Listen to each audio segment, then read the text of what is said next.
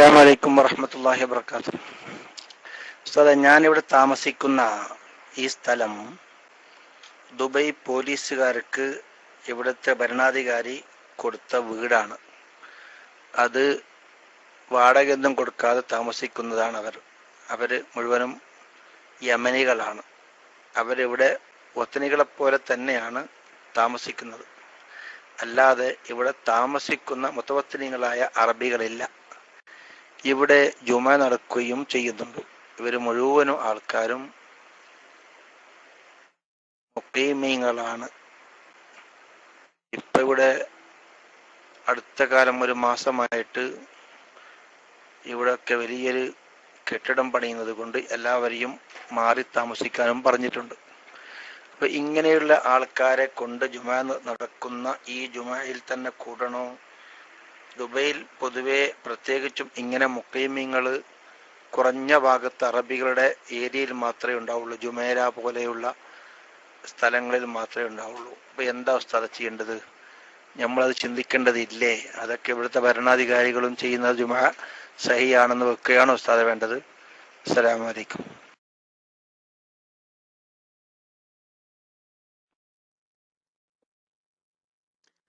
ഭരണാധികാരിയുടെ അനുമതി ഉണ്ടെങ്കിൽ ടൗൺ പോലെയുള്ള സ്ഥലങ്ങളിൽ മുഖീമിനെ കൊണ്ട് ജുമ നടത്താം എന്ന് ഹനഫി മദ്ഹബ് പോലെയുള്ള മദ്ഹബുകളിൽ അഭിപ്രായമുണ്ട്. എന്താ ഡോട്ടൊക്കെ ഒഴിവാക്കി? എന്താണ് അത് കഴിച്ചത്? ആർക്കെങ്കിലും ചോദിക്കാനോ മറ്റോ ഒക്കെ വരാനുണ്ടെങ്കിൽ ഡോട്ടിട്ട് ഒഴിവാക്കാതെ ആരും ഇല്ല അഡ്മിന്മാര്. ഡോട്ട് അവിടെ ഇങ്ങനെ ബാക്കി വെച്ചാലേ ഇസ്കൂന്റെ അവിടെ ബാക്കിയുണ്ട്, അവിടെ നോട്ടെ. പോയി ഇസ്കൂന്റെ പോയി. ഇസ്കൂൻ ഒറ്റക്ക് പോയി. ഇസ്കു ചിരിച്ചിട്ട് കാര്യമില്ല. ഇസ്കൂൻ ഒറ്റക്ക് ചോദ്യം ചോദിക്കണ്ടെന്നുള്ള ആൾക്ക്. അപ്പോ ഷാഫി മദ്ഹബ് അനുസരിച്ച് ആ ജുമാ സഹീഹല്ല എന്നതാണ്. എന്നാൽ ഷാഫി മദ്ഹബിൽ തന്നെ അങ്ങനെ ഒരു ലൈഫായ ഖൗലുണ്ട്, പറ്റുന്നു. ഹനഫി മദ്ഹബ് പോലെയുള്ള മദ്ഹബുകളിൽ ഭരണാധികാരിയുടെ അനുമതി ഉണ്ടെങ്കിൽ പട്ടണം പോലെയുള്ള സ്ഥലങ്ങളിൽ മുഖീമുങ്ങൾക്ക് ജുമാ നടത്താം എന്ന് അഭിപ്രായം. അതനുസരിച്ച് ജുമാ നടക്കുന്നുണ്ട്. ആ ജുമായിൽ നമുക്ക് പങ്കെടുത്ത് നിസ്കരിക്കുകയും ചെയ്യാം. എന്നാലും ഷാഫി മദ്ഹബിലെ മുഅ്തമദ് അനുസരിച്ച് സ്വഹീഹാകാത്ത ജുമാ ആയതുകൊണ്ട് ളുഹ്ർ മടക്കി നിസ്കരിക്കൽ സുന്നത്താണ്.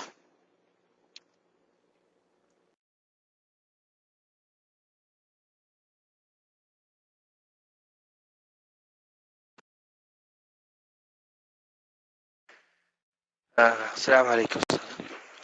ഇന്നലത്തെ മിനിയാന്ത ക്ലാസ്സിൽ ഫാസിഖിനെ തുടരാൻ പറ്റൂല എന്ന് പറഞ്ഞു.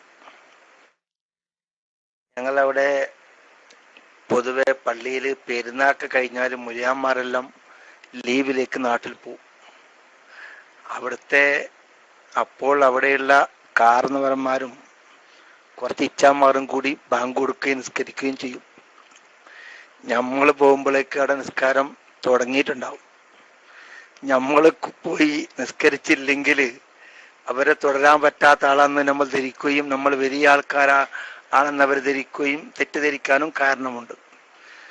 അപ്പോൾ ഈ ഫാസിഖ് എന്ന് അവർ എല്ലാത്തിലും ചില നാടന്മാരല്ലേ, അവരൊക്കെ എല്ലാത്തിലും പോയി ഒപ്പിടുന്ന കൂട്ടമായിരിക്കും.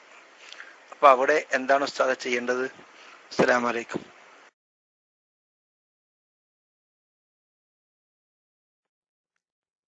അങ്ങനെയൊന്നും ഒരു ആളെ ഫാസിഖാക്കാൻ പറ്റൂല. ഫിസ്ക് കൊണ്ട് മഅറൂഫായ ആള് എന്നാണ് ആ പറഞ്ഞുകൊണ്ടുള്ളത്. മനസ്സിലായേ? ഒരാള് ഫാസിഖാണെന്ന് അറിയപ്പെട്ട് കഴിഞ്ഞ ആളെ തുടരലേ കറാത്തുള്ളൂ. എപ്പോഴും മനുഷ്യനെ നല്ലതേ വിചാരിക്കാവൂ. തന്നെയല്ല നമ്മൾ ഊഹം വെച്ചിട്ട് അയാൾക്ക് വേണ്ടാത്ത പലതും ചെയ്യുന്നുണ്ടാവാം, ഫാസിഖായിരിക്കാം എന്നൊന്നും ഒരു മുസ്ലിമായ മനുഷ്യനെ സംബന്ധിച്ച് കണക്ക് കൂട്ടാൻ പാടില്ല.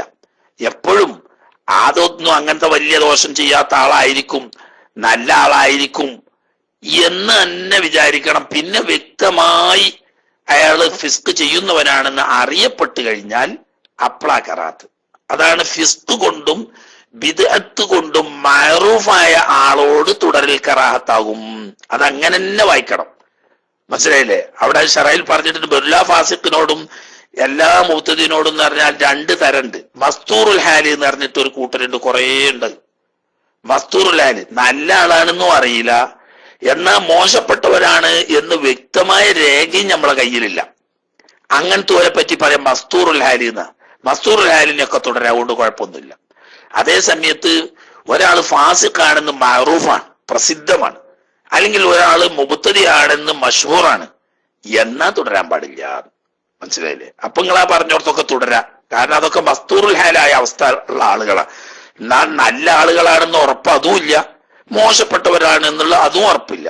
അങ്ങനത്തെ മസ്തൂറുകളോട് തുടരാം. അത് ഈ പറഞ്ഞതിൽ വരില്ല. മഷൂറായ ഫിസ്ക് കൊണ്ടോ ബിദ്അത്ത് കൊണ്ടോ മഷൂറായ ആളുകളെ തുടരാൻ പാടില്ല എന്നാ പറഞ്ഞു.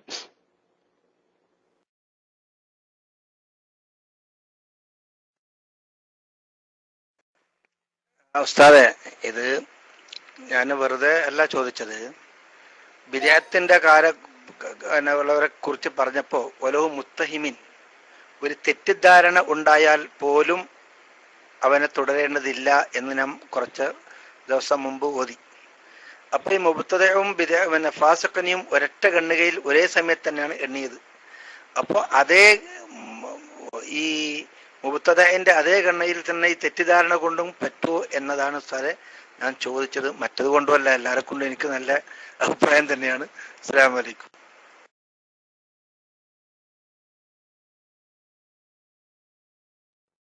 മുത്തഹമിനെ പറഞ്ഞോടത്ത് അവിടെ തന്നെ ഇബ്നു ഹജറുൽ ഹൈതമി തങ്ങൾ പറഞ്ഞല്ലോ, ലഹു നൗഉ ഖുവ്വ, വെറും മുത്തഹമായ പറ്റൂല, പ്രകടമായ ചില ലക്ഷണങ്ങളുടെ പേരിൽ എന്തു വേണം? മുത്തഹമായിരിക്കണം. പ്രകടമായ ലക്ഷണങ്ങൾ കൊണ്ടിട്ട് ബിദ്അത്തിന്റെ അല്ലെങ്കിൽ ഫിസ്ഖിന്റെ അടയാളങ്ങൾ പ്രകടമാകണം. അങ്ങനെയുള്ള മുത്തഹമ്. മുത്തഹമ് എന്ന് പറഞ്ഞാൽ നമ്മൾ കണ്ണിന്റെ നേരെ കാണാത്ത ഒക്കെ മുത്തഹമിന്, പക്ഷെ അതിന് ചില അലാമത്തുകൾ കാണുന്നുണ്ട്.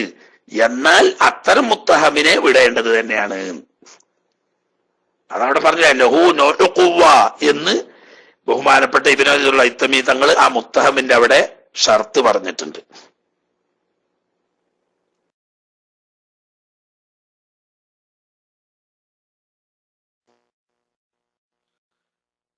അസ്സലാമു അലൈക്കും വറഹ്മത്തുള്ളാഹി. ഉസ്താദേ, പിന്നെ പ്രത്യേകമായൊരു ചോദ്യമല്ല, ഇപ്പോൾ സാധാരണ നടന്നുകൊണ്ടിരിക്കുന്ന ഒരു വിഷയമാണ്. ഈ സ്ത്രീകൾക്ക്, നമുക്ക് സുന്നികളെ സംബന്ധിച്ചുള്ള വ്യക്തമാണെന്ന് തന്നെയാണ്, എന്നാലും തെറ്റിദ്ധരിച്ചാൽ സ്ത്രീകൾക്ക് ജുമാ നിർബന്ധമില്ല. ഇന്നിപ്പോ വഹാബികളൊക്കെ നിർബന്ധിച്ച് സ്ത്രീകളെ ജുമാന്റെ ദിവസം പള്ളിയിലേക്ക് തെളിച്ചു കൊണ്ടുപോകാറുണ്ട്. അതുപോലെ ഇന്ന് നമ്മുടെ മക്കയിലും മദീനയിലും ഒക്കെ സ്ത്രീകൾ വന്ന് അങ്ങനെ നിസ്കരിക്കാറുമുണ്ട്. ഫർളില്ലാത്തൊരു കാര്യം അവർക്ക് കെട്ടുവിടുന്നത് എങ്ങനെയെന്നാണ് ചോദ്യം. പിന്നെ അതിൽ തന്നെ ഒരു വഹാബി ചോദ്യം കൂടിയുണ്ട് ഉസ്താദെ. സാധാരണ നിങ്ങൾ പറയാറുണ്ട്, യാ അയ്യുല്ലദീന ആമനു ഇദാ നൂദിയ ലിസ്സലാത്തി മിൻ യൗമിൽ ജുമുഅത്തി എന്ന് പറയുന്നിടത്ത് സുന്നികളത് വ്യാഖ്യാനിച്ചുകൊണ്ട് അർത്ഥം പറയാറുണ്ട്. അത് സമ്മതിക്കാം. യാ അയ്യുല്ലദീന ആമനു കുത്തിബ അലൈക്കുമുസ് സിയാമു എന്നുള്ള ആയത്ത് ഓതുന്നിടത്ത് അവിടെ നിന്നെന്ത് സ്ത്രീകൾ പുറത്തു പോകാത്തത് എന്ന് സാധാരണ ചോദിക്കാറുണ്ട്. അതും കൂടെ ഈ വിഷയം വന്നതുകൊണ്ട് ഉസ്താദ് ഒന്ന് മറുപടി പറഞ്ഞാൽ നന്നായിരിക്കുമെന്ന് വിചാരിക്കുന്നു. വൈക്കോട്ട്. അസ്സലാമു അലൈക്കും.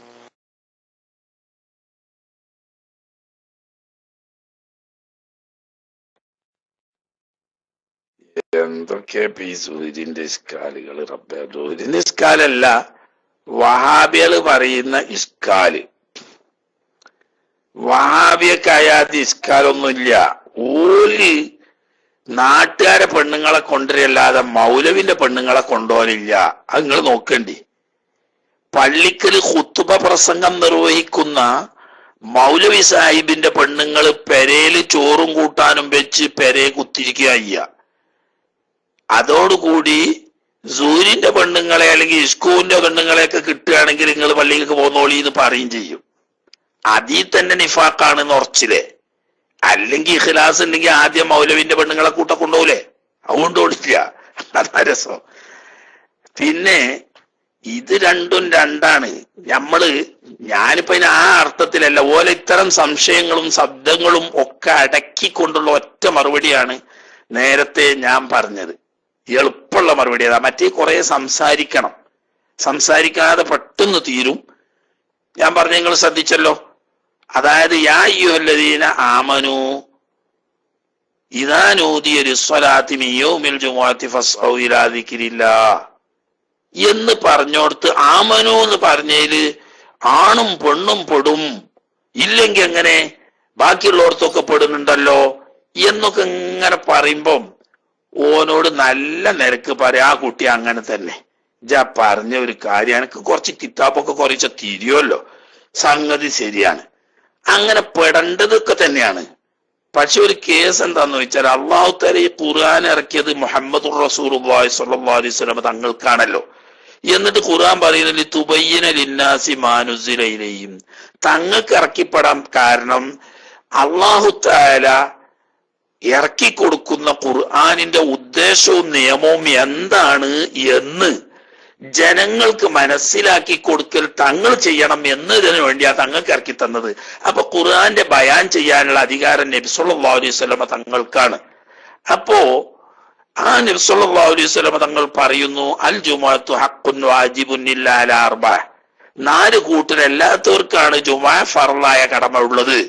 എന്നിട്ട് പറഞ്ഞ് ഇംറാത്ത്, അബ്ദും മംലൂക്ക്, മരീള്, സ്വബിയ്, രോഗികൾ, കുട്ടികൾ, അടിമകൾ, സ്ത്രീകൾ എന്നിവർക്ക് ഒഴിച്ച് ജുമുഅ ഫർളാണ് എന്നാണ് നബി സല്ലല്ലാഹു അലൈഹി വസല്ലം. അപ്പൊ നബി തങ്ങളുടെ ഈ കൽപ്പനയിൽ, ഈ വിശദീകരണത്തിൽ നിന്ന് അവിടെ സ്ത്രീകൾ പെട്ടിട്ടില്ല എന്ന് മനസ്സിലായി എന്ന് പറഞ്ഞാൽ പിന്നെ ഓൻ അവിടെ ഒരു സത്യാന്വേഷിയാണെങ്കിൽ പിന്നെ ഓൻ അവിടെ മിണ്ടാൻ പറ്റൂല. അല്ലാത്തവനോട് നമുക്ക് എന്ത് പറഞ്ഞിട്ടും കാര്യമില്ല. കാരണം ഓൻ ഇങ്ങനെ പഠിച്ച് ഇങ്ങനെ ചിലക്കാൻ കുത്തിരിക്കുക, അങ്ങോട്ട് പറയണ ഓന്റെ ചോട്ട് കേൾക്കൂല. ആമനു എന്ന് പറയുന്നത് ജമ്മു മുദക്കറാണെന്നും അതിൽ മുഅന്നസ് പെടൂല എന്നും ഒക്കെയുള്ള നിങ്ങളെ വ്യാകരണ നിയമമൊന്നും ഓനോട് പറഞ്ഞിട്ട് തരില്ല. ഈ മറുപടി പറഞ്ഞാൽ പിന്നെ നബി സല്ലല്ലാഹു അലൈഹി വസല്ലം തങ്ങൾ എന്തിൽ പെടുത്തിയിട്ട് നോമ്പിന്റെ അവിടെ സ്ത്രീ പെടൂല എന്ന് നബി ബയാൻ ചെയ്യാത്തോടത്തോളം അത് പെട്ടെന്ന് വെച്ചാൽ മതിയല്ലോ. ജുമുഅന്റെ അവിടെ പെടൂല എന്ന് നബി സല്ലല്ലാഹു അലൈഹി വസല്ലം തങ്ങൾ ബയാൻ ചെയ്തത് കൊണ്ട് പെട്ടില്ല എന്നും വെച്ചാൽ മതിയല്ലോ. ഇനി തർക്കത്തിന് വേണ്ടി ചോദിക്കുകയാണെങ്കിൽ അതിന് വായടപ്പം മറുപടി പറയുകയാണെങ്കിൽ യാ അയ്യുഹല്ലദീന ആമനൂ കുത്തിബ അലൈക്കുമുസ് സിയാമു എന്നതുകൊണ്ടല്ല നോമ്പ് ഫർളാകുന്നത്, മറിച്ച് ഫമൻ ഷഹീദ മിൻകുമുശ് ശഹ്റ ഫല്യസുംഹു എന്ന ആയത്ത് കൊണ്ടാണ് നോമ്പ് ഫർളാകുന്നത്. അതിനുള്ള മറുപടി അതാ കേട്ടോ. ഫമൻ ഷഹീദ മിൻകുമുശ് ശഹ്റ, ഈ മൻ എന്ന വമൻ വമാവാ അൽ തുസാവി മാദുകിർ വഹകദാദു ഇൻദ തയ്യിൻ ശുഹ്ർ, അൽഫിയൽ അങ്ങനെ പറഞ്ഞേന്. മൻ മാ തുടങ്ങിയത് മുഅന്നസിനും മുദക്കറിനും മുഫ്രദിനും തസ്നിയക്കും ജമ്മിനും വരുവഴും, മനസ്സിലായില്ലേ? ഏകവചനമായിട്ടും ദ്വിവചനമായിട്ടും ബഹുവചനമായിട്ടും സ്ത്രീലിംഗമായിട്ടും പുല്ലിംഗമായിട്ടും ഉപയോഗിക്കും. മൻ മാ തൊയ്യു ഗോത്രക്കാരുടെ അടുക്കലുള്ള ദൂ, ഇത് 3. അപ്പം അല്ലാഹു തആല പറഞ്ഞു ഫമൻ ഷഹീദ മിൻകുമുശ് ശഹ്റ എന്ന മൻ എന്നതിൽ ആണും പെണ്ണും ഉൾപ്പെടും. അല്ലാഹു തആല പറഞ്ഞത് മൻ ഷഹീദ മിൻകുമുശ് ശഹ്റ ഫല്യസുംഹു എന്ന, അതുകൊണ്ടാണ് നോമ്പ് ഫർളാവുന്നത്. അല്ലാതെ യാ അയ്യുഹല്ലദീന ആമനൂ കുത്തിബ അലൈക്കുമുസ് സിയാമു എന്ന് പറഞ്ഞുകൊണ്ടല്ല. ഓക്കെ,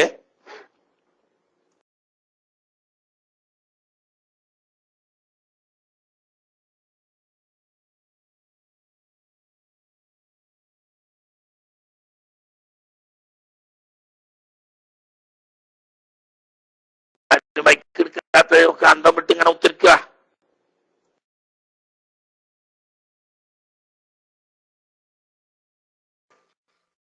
അസ്സലാമു അലൈക്കും വറഹ്മത്തുള്ളാഹി തആല വബറകാതുഹു. ഉസ്താദെ, വിഷയവുമായിട്ട് ബന്ധപ്പെട്ടൊരു ചോദ്യമല്ല ഉസ്താദെ, കുറെ ദിവസമായി എന്നോട് ചോദിക്കാൻ വേണ്ടി പറയും. നമ്മുടെ ക്ലാസ് റൂമിലെ സുഹൃത്താണ്, എൻ്റെ ഒരു സുഹൃത്താണ്. പിന്നെ സുഹൃത്തിന്റെ കയ്യില് 1 വർഷമായിട്ട് വീട് പണിക്ക് വേണ്ടി മാറ്റിവെച്ച 1,00,000 രൂപ 1 വർഷമായിട്ട് സൂക്ഷിപ്പുണ്ട്. അതിന് സക്കാത്ത് കൊടുക്കേണ്ടി വരുമോ എന്നറിയാനാണ് ഉസ്താദെ ചോദിച്ചത്. വിഷയവുമായിട്ട് ബന്ധപ്പെട്ടല്ലാത്തതുകൊണ്ട് ഉസ്താദ് കൊടുക്കണമെന്ന് അപേക്ഷിക്കുന്നു. അസ്സലാമു അലൈക്കും വറഹ്മത്തുള്ളാഹി.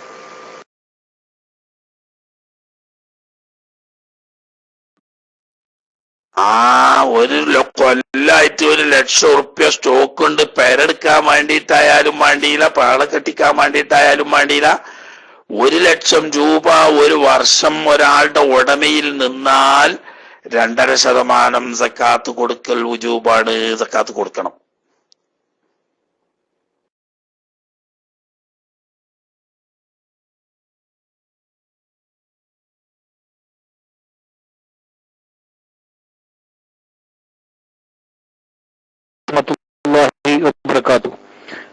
അതുപോലെ തന്നെ ഇപ്പൊ ഇവിടെ തന്നെ നമ്മളിപ്പോ വിസക്കല താമസിക്കുന്നത്, ഇവിടെ താമസിക്കുന്ന സമയത്ത് ഉസ്താദ് പറഞ്ഞ അതേ മാനദണ്ഡം തന്നെ. ഇവിടെ ആരുമില്ല, അറബികൾ തീരെ വരാറില്ല.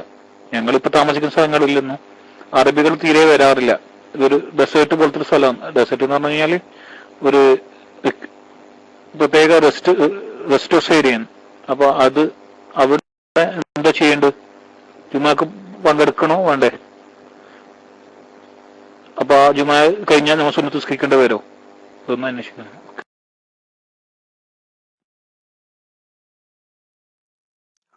അത് അലൂരിനോട് പറഞ്ഞ അത് തന്നെ വിഷയം. അവിടെ സ്ഥിര താമസക്കാരായ മുഅത്തിനീങ്ങൾ ഇല്ലാത്ത കാലത്തോളം നമ്മുടെ ശാഫി മദ്ഹബ് അനുസരിച്ച് ജുമാ സഹി അല്ല. എന്നാൽ ജുമാ സഹി ആണെന്ന് പറയുന്ന ചില മദ്ഹബുകാരുണ്ട്. ആ മദ്ഹബ് അനുസരിച്ചാണ് അവിടെ ജുമാ നടക്കുന്നത്. അതിൽ പങ്കെടുത്ത് നിസ്കരിക്കാം. പക്ഷേ ഷാഫി മദ്ഹബിലെ മുഅ്തമദ് അനുസരിച്ച് ജുമാ സഹി അല്ല എന്നുള്ളത് കൊണ്ട് സൂക്ഷ്മതയ്ക്ക് വേണ്ടി രണ്ടാമത് ളുഹർ മടക്കി നിസ്കരിക്കേണ്ടതാണ്.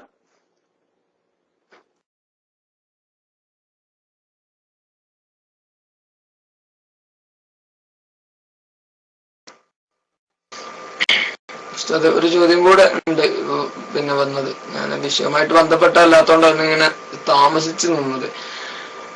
നമ്മുടെ ക്ലാസ് റൂമില് ഒരാളുടെ ഒരു അമ്മോന് അവര് ആക്സിഡന്റ് ആയിട്ട് വലിയൊരു സർജറി ഒക്കെ കഴിഞ്ഞിട്ട് വീട്ടിലാണ് ഉള്ളത്. ഇപ്പോ പള്ളിയിലോട്ട് ജമാഅത്തിനോ ജുമാക്കൊക്കെ പോകാൻ കഴിയാത്തൊരവസ്ഥയിലാണുള്ളത്. പക്ഷെ ഇരുന്ന് നിസ്കരിക്കാൻ അവർക്ക് പറ്റുകയും ചെയ്യും. പക്ഷെ വീട്ടിലുള്ള ആളുകൾക്ക് ഇമാമായിട്ട് ഇരുന്ന് നിസ്കരിക്കുന്നവരെ ഇവരെ തുടരാൻ പറ്റുമോ എന്നാണ് ഉസ്താദ് അവരുടെ ചോദ്യം. അസ്സലാമു അലൈക്കും വറഹ്മത്തുള്ളാഹി തആല വബറകാതുഹു.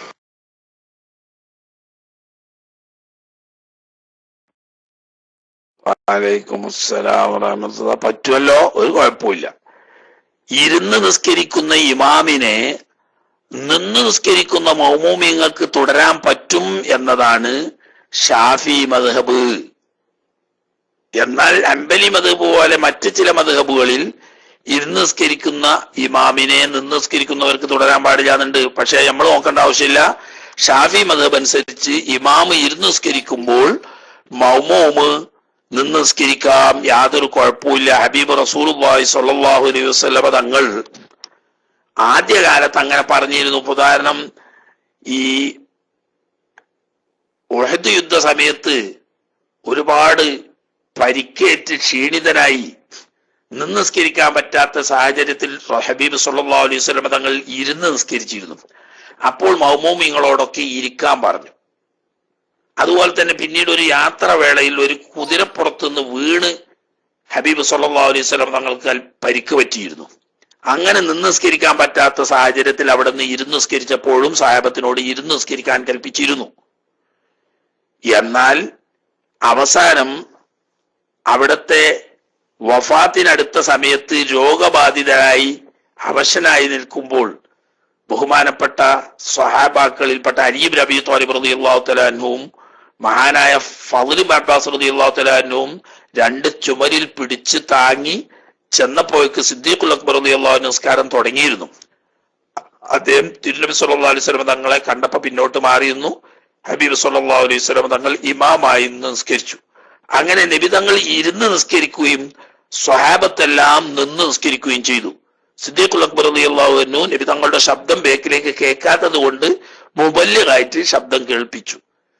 അപ്പോ ആദ്യം അങ്ങനെ നിന്ന് നിസ്കരിക്കുന്ന ഇമാമിന്റെ കൂടെ നിന്ന് നിസ്കരിക്കാനും ഇരുന്ന് നിസ്കരിക്കുകയാണെങ്കിൽ മൗമൂമിങ്ങളും ഇരിക്കാനും പറഞ്ഞെങ്കിലും അവസാനത്തെ നിയമമാണ് ഇസ്ലാമിന്റെ യഥാർത്ഥ നിയമം. അതുകൊണ്ട് തിരുനബി സല്ലല്ലാഹു അലൈഹി വസല്ലം തങ്ങൾ ഇരുന്ന് സ്വഹാബാക്കൾ നിന്നുകൊണ്ട് ആ ഇരുന്ന് നിസ്കരിക്കുന്ന ഹബീബ് സല്ലല്ലാഹു അലൈഹി വസല്ലം തങ്ങളെ തുടർന്ന് നിസ്കരിച്ചത് സഹിഹായ ഹദീസ് കൊണ്ട് സ്ഥിരപ്പെട്ടത് കൊണ്ട് ഇമാമ് നിന്ന് നിസ്കരിക്കാനും എന്നില്ല, ഇരുന്നാലും മഅ്മൂമീങ്ങൾ നിന്ന് നിസ്കരിക്കാം, തുടർച്ച സഹിയാകും, കുഴപ്പമൊന്നുമില്ല. ഓക്കെ.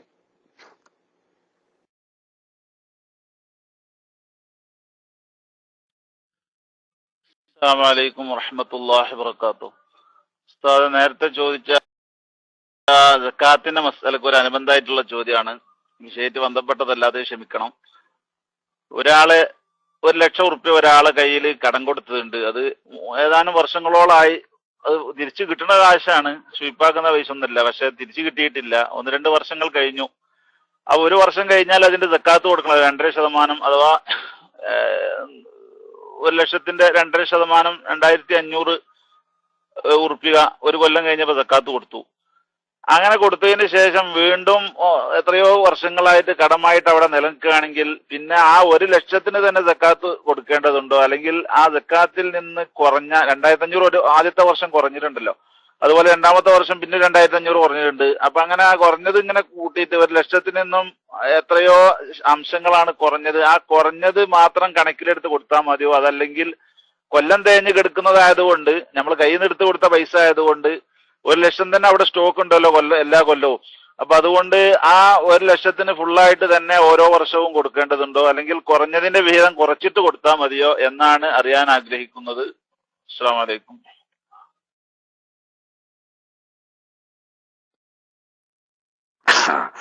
വലൈക്കും അസ്സലാം. 1,00,000 കിട്ടുന്ന ഉറപ്പുള്ള ലക്ഷം ഓരോ കൊല്ലം കഴിയുമ്പോഴും സക്കാത്ത് കൊടുക്കണം. അങ്ങനെ നമ്മളെ കയ്യിൽ നിന്ന് എടുത്തുകൊണ്ട് സക്കാത്ത് കൊടുത്താൽ കിട്ടാൻ പിന്നെയും 1,00,000 ഉണ്ട്. അപ്പൊ അടുത്ത കൊല്ലവും ആ 1,00,000ത്തിന്റെ തന്നെ കൊടുക്കണം. അതേ സമയത്ത് കൊടുത്തിട്ടില്ലായിരുന്നു, അപ്പൊ 1,00,000 അവിടെ ഉണ്ട്. അതേ 1,00,000 തന്നെ പിറ്റത്തെ കൊല്ലം ഉണ്ടെങ്കിലും ഈ വേറെ കയ്യിൽ നിന്ന് എടുത്ത് കൊടുക്കാത്തോടത്തോളം സക്കാത്ത് ഈ മുതലുമക്ക് നേരിട്ടാ ബന്ധപ്പെടുക. അപ്പോ 1,00,000 നിങ്ങൾക്ക് കിട്ടാനുള്ളതിൽ 1 കൊല്ലം തികയുമ്പോൾ 2,500 എന്തായി ഫക്കീറന്മാരുടെ അവകാശമായി നിങ്ങളെ അവകാശത്തിൽ നിന്നിട്ട് പോയി. പിറ്റത്തെ കൊല്ലം ഈ 2,500 കഴിച്ച് ബാക്കിയുള്ളതിന്റെ സക്കാത്ത് കൊടുത്താൽ മതി. അതിന്റെ പിറ്റത്തെ കൊല്ലം അതിന്റെ ബാക്കിയുള്ളതിന് കൊടുത്താൽ മതി. എപ്പോ? നിങ്ങളുടെ കയ്യിൽ നിന്ന് കാശ് എടുത്തു കൊടുക്കാത്തടത്തോളം കാലം. അതേ സമയത്ത് 1,00,000 കിട്ടാണ്ട് എന്നുള്ള നിലക്ക് അതിന്റെ സക്കാത്തായി നിങ്ങൾ കയ്യിൽ നിന്നിട്ട് 2,500 കൊടുത്താൽ പിന്നെയും അവിടെ നിൽക്കുന്ന 1,00,000ത്തിന് നിങ്ങളുടെ ഉടമ തന്നെ. അപ്പൊ അടുത്ത കൊല്ലം പിറ്റത്തെ കൊടുക്കുന്ന അതും 2,500 തന്നെ കൊടുക്കണം. കാരണം എന്താ? അയാളെ കയ്യിൽ കിട്ടാനുള്ളത് മുഴുവൻ നിങ്ങളെ കാശാണ്. കൊടുത്തിട്ടില്ലെങ്കിൽ 2,500 നിങ്ങളെ കാശല്ലാതായി, ആരാന്റെ സക്കാത്തിന്റെ അവകാശികളുടെ കാശായി. അപ്പൊ അതിന് പിന്നെ നിങ്ങൾ പിറ്റത്തെ കൊല്ലം കൊടുക്കണ്ട. ഇങ്ങനെയാണ് ഇപ്പൊ അതിന്റെ കണക്ക്.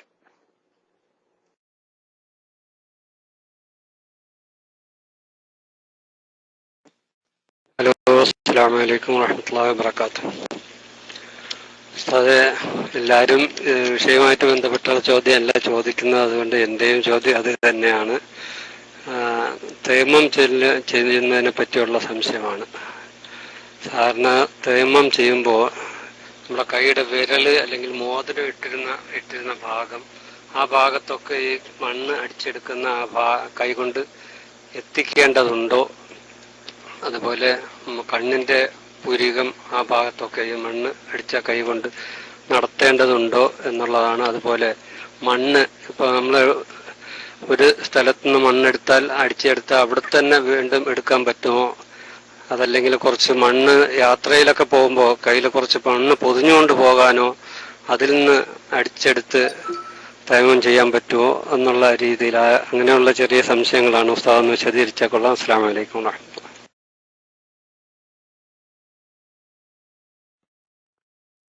വലൈക്കും അസ്സലാം വറഹ്മത്തുള്ളാഹി.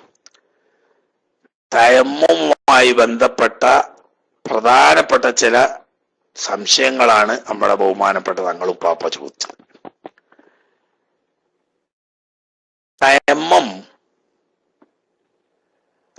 ചെയ്യാൻ വേണ്ടിയിട്ട് ഒന്നാമത്തെ പ്രാവശ്യം അതാ മുഖം തടകാൻ വേണ്ടിയിട്ട് അടിക്കുമ്പോൾ കയ്യിൽ മോതിരമുണ്ടെങ്കിൽ അത് അഴിച്ചു വെക്കൽ സുന്നത്തുണ്ട്. കാരണം അത്രയും സ്ഥലം മണ്ണ് ഉണ്ടാവില്ലല്ലോ, അതുകൊണ്ട്. എന്നാൽ അത് നിർബന്ധമില്ല ഒന്നാമത്തെ അടി. കാരണം എന്താണ്? അത് മുഖം തടകാനായതുകൊണ്ട്. എന്നാൽ കൈ തടകാൻ വേണ്ടിയിട്ടുള്ള രണ്ടാമത്തെ അടി അടിക്കുന്നതിന് മുമ്പ് മോതിരം ഓരി വെക്കൽ നിർബന്ധമാണ്. മോതിരത്തോട് കൂടിയായാൽ സഹിയാവുന്നതല്ല. കാരണം വെള്ളമാണെങ്കിൽ മോതിരത്തിന്റെ ഉള്ളിൽ കൂടെ കയറ്റാൻ കയറിക്കോളൂ, അതേ സമയത്ത് മണ്ണ് അങ്ങനെ കയറൂല. അതുകൊണ്ട് മോതിരാൻ പോലെയുള്ള വസ്തുക്കൾ ഉണ്ടെങ്കിൽ, അതുപോലെ തന്നെ കയ്യിൽ ഇറുങ്ങി നിൽക്കുന്ന വളകൾ ഉണ്ടെങ്കിൽ അതൊക്കെ തയമ്മത്തിന് തടസ്സാ. അപ്പോ രണ്ടാമത്തെ അടിയിൽ എന്തായാലും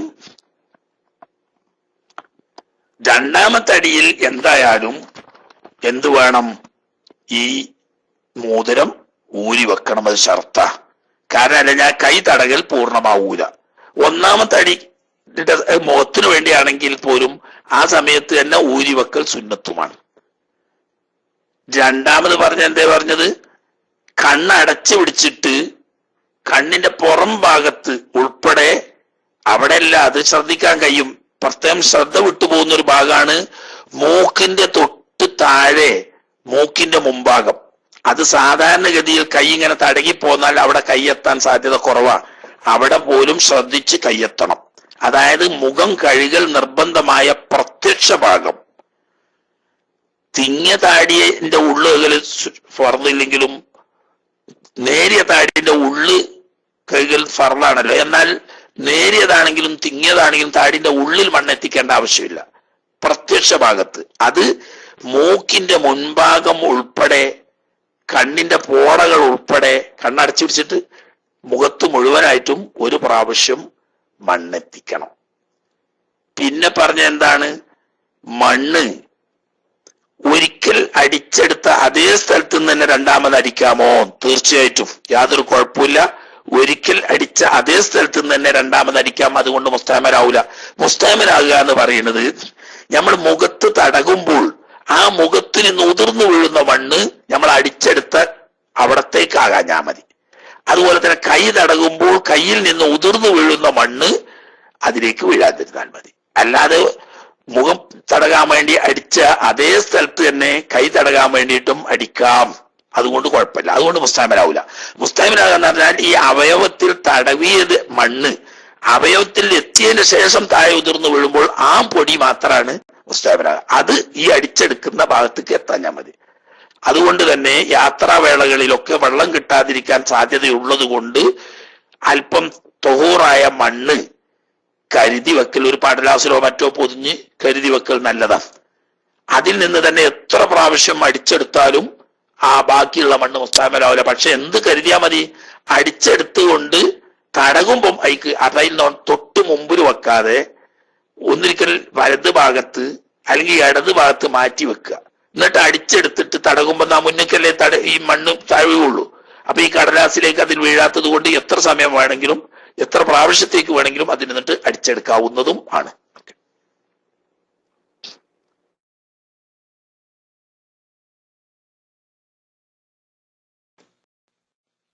ഓക്കെ, ജസാക്കല്ലാഹ് ഖൈർ ഉസ്താദ്. പിന്നെ നമ്മുടെ ആമ്യങ്ങളുണ്ടല്ലോ, ആമ്യ അലി എന്നുള്ള ഐഡിയിലുള്ള ആ കുട്ടിക്ക് നല്ല സുഖമല്ല, പനിയാണ്. ഉസ്താദിന്റെ അടുത്ത് പ്രത്യേകം ദുആ ചെയ്യാൻ വസിയത്ത് ചെയ്തിട്ടുണ്ട്. അസ്സലാമു അലൈക്കും.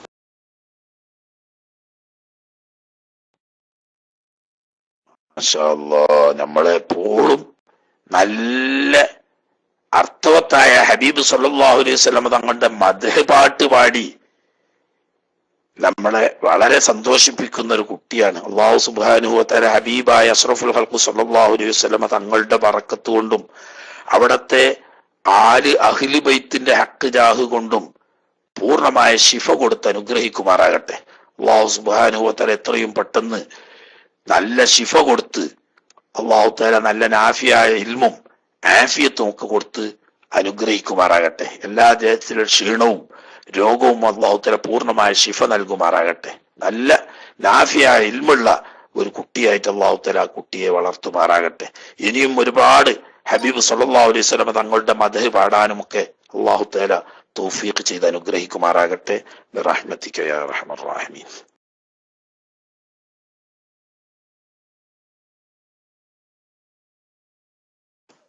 അസ്സലാമു അലൈക്കും വറഹ്മത്തുള്ളാഹി വബറകാതുഹു. ഉസ്താദേ, എൻ്റെ സംശയം, ഒരു നിത്യാശുദ്ധിക്കാരനായ പുരുഷൻ അദ്ദേഹം പഞ്ഞിയെല്ലാം വെച്ച് കെട്ടി അടിവസ്ത്രം ധരിക്കുന്നത് കൊണ്ട് അദ്ദേഹം ഫിദിയ കൊടുക്കേണ്ടതുണ്ടോ? പിന്നെ ഒരു ദുആ വസിയത്ത് ഉസ്താദേ, എൻ്റെ ജ്യേഷ്ഠന് 5-8 വർഷം മുന്നേ ഒരു ഓപ്പറേഷൻ ചെയ്തായിരുന്നു. ഓപ്പറേഷനെല്ലാം കഴിഞ്ഞ് ഇപ്പോൾ ഇവിടെ സൗദി അറേബ്യയിലാണുള്ളത്. ഇപ്പോൾ വീണ്ടും രണ്ടാമത് ഭയങ്കര തലവേദനയാണ്. ഉസ്താദ് പ്രത്യേകം ദുആ ചെയ്യണം. അസ്സലാമു അലൈക്കും വറഹ്മത്തുള്ളാഹി വബറകാതുഹു.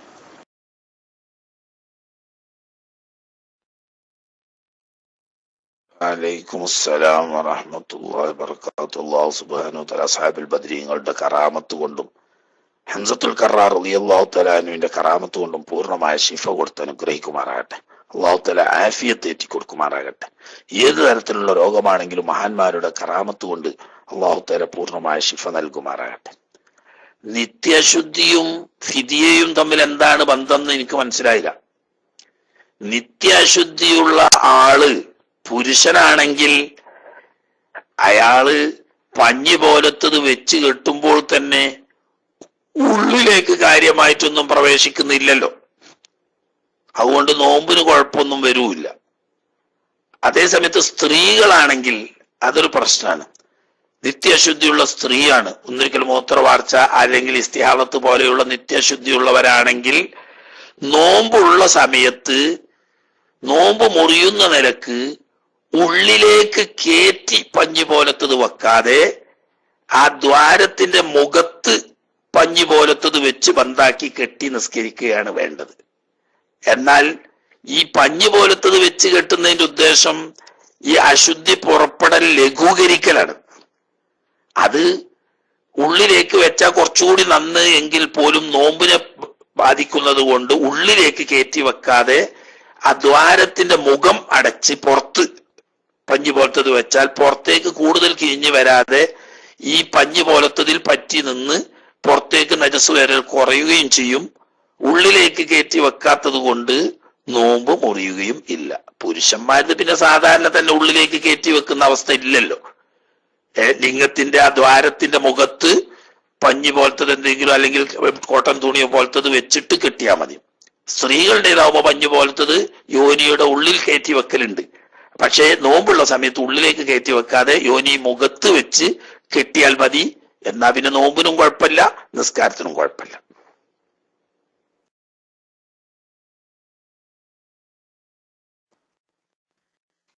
ഹലോ ഉസ്താദ് ഞാൻ ചോദിച്ചത്, ഉംറക്ക് ഈറാൻ ചെയ്താല് ഉംറക്ക് ഈറാൻ ചെയ്യുമ്പോൾ നിത്യശുദ്ധിക്കാരൻ അടിവസ്ത്രം ധരിക്കുമല്ലോ.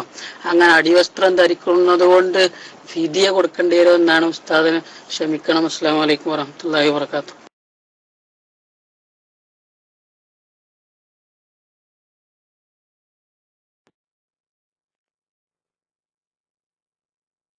ക്ഷമിക്കണം. നിങ്ങളിപ്പോ ഒരു വാക്ക് പറഞ്ഞ ഞങ്ങളെ കാര്യം കഴിഞ്ഞു. ഈ ഇത്രയും 100-200ഓളം ആളുകള് നിങ്ങളെ അവ്യക്തമായ ചോദ്യം കൊണ്ട് ആണല്ലോ ഞാൻ ഏതായാലും ഇപ്പൊ ഇതിന് മെനക്കെട്ട് ഉത്തരക്ക് എന്റെ പിന്നെ സാരാക്കണ്ട. ഈ ആളുകളെയൊക്കെ നിങ്ങൾ കുതിരയൊക്കെയല്ലേ ചെയ്ത്. ഒരു കാര്യം ചോദിക്കുമ്പോഴേ ആ ചോദിക്കുന്ന ചോദ്യം മനുഷ്യന് മനസ്സിലാകുന്ന നിലക്ക് ചോദിക്കുക, അല്ലെങ്കിൽ തീരെ ചോദിക്കാതിരിക്കുക. മനസ്സിലായില്ലേ? നിങ്ങളെ കാട്ടിലും അതിൽ പോത്തായത് ഇപ്പൊ ഞാനാണ്, അവന്മാണല്ലോ പറയാ.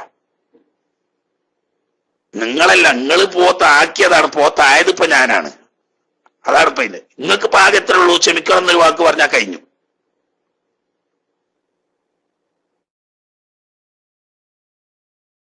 ഹജ്ജെന്നോ ഉംറന്നോ ബാക്കി എന്തെങ്കിലും ഒരു കാര്യം പറഞ്ഞു. ഇപ്പൊ ഇവിടെ നോമ്പിന്റെ കാര്യം തൊട്ടടുത്ത് പറഞ്ഞ്, അതുപോലെ തേമത്തിന്റെ കാര്യമാണ് അതിന്റെ തൊട്ടുമുമ്പ് പറഞ്ഞത്. അതൊക്കെ ചോദിക്കുന്ന ആളുകൾ മുഴുവനായി ചോദിക്കുന്നു. അപ്പൊ നോമ്പിന്റെ അടുത്ത് വന്നപ്പോ നോമ്പുമായിട്ട് ബന്ധപ്പെട്ട വിഷയിക്കുന്നത് ഞാൻ പറഞ്ഞു മാത്രം. അപ്പൊ എന്റെ അടുത്താൻ പോരാത്ത നിങ്ങളെ അടുത്തല്ല. അതുകൊണ്ട് ഞാൻ ഈ സഭയോട് എല്ലാവരോടും ക്ഷമ ചോദിക്കുന്നു, സഭയെ അങ്ങനെ വിഷമിപ്പിക്കേണ്ടി വന്നേ.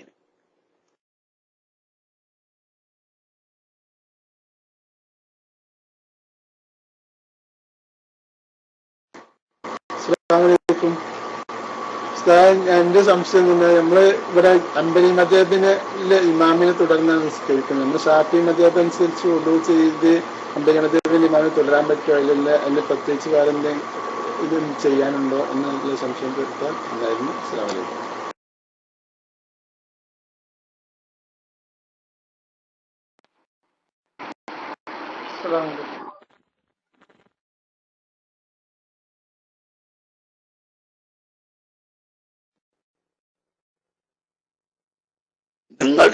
ചോദ്യം വ്യക്തമായിട്ടില്ല. മൈക്കിന് എന്തോ വിസിലടിക്കുന്ന ശബ്ദമാണ് കേൾക്കുന്നത്. നിങ്ങളെ ശബ്ദത്തെക്കാൾ കൂടുതൽ വിസിലിന്റെ ശബ്ദമാണ് ഇന്ന് കേട്ടിരുന്നത്. നിങ്ങളെ ശബ്ദം വളരെ കുറവും വിസിലടിക്കുന്ന ശബ്ദം കൂടുതലുമായതുകൊണ്ട് ചോദ്യം വ്യക്തമായിട്ടില്ല. ശബ്ദം ശരിയാക്കിയിട്ട് മൈക്കെടുത്ത് രണ്ടാമത് ചോദിക്കാവുന്നതാണ്. ചോദ്യം വ്യക്തമാകാത്തത് കൊണ്ട് മറുപടി പറയാൻ നിവൃത്തിയില്ല.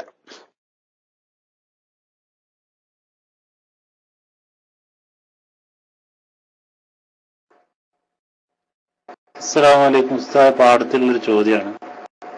അപ്പൊ നമ്മളൊരു ഒരു മുഖീമാവാൻ ഉദ്ദേശിച്ചാൽ ഒരു സ്ഥലം എടുത്ത് വീടുണ്ടാക്കിയത് കൊണ്ട് മുഖീമാവോ, അല്ലെങ്കിൽ അതിന്റെ മാനദണ്ഡം ഒന്ന് അറിയാൻ വേണ്ടിയിട്ടായിരുന്നു.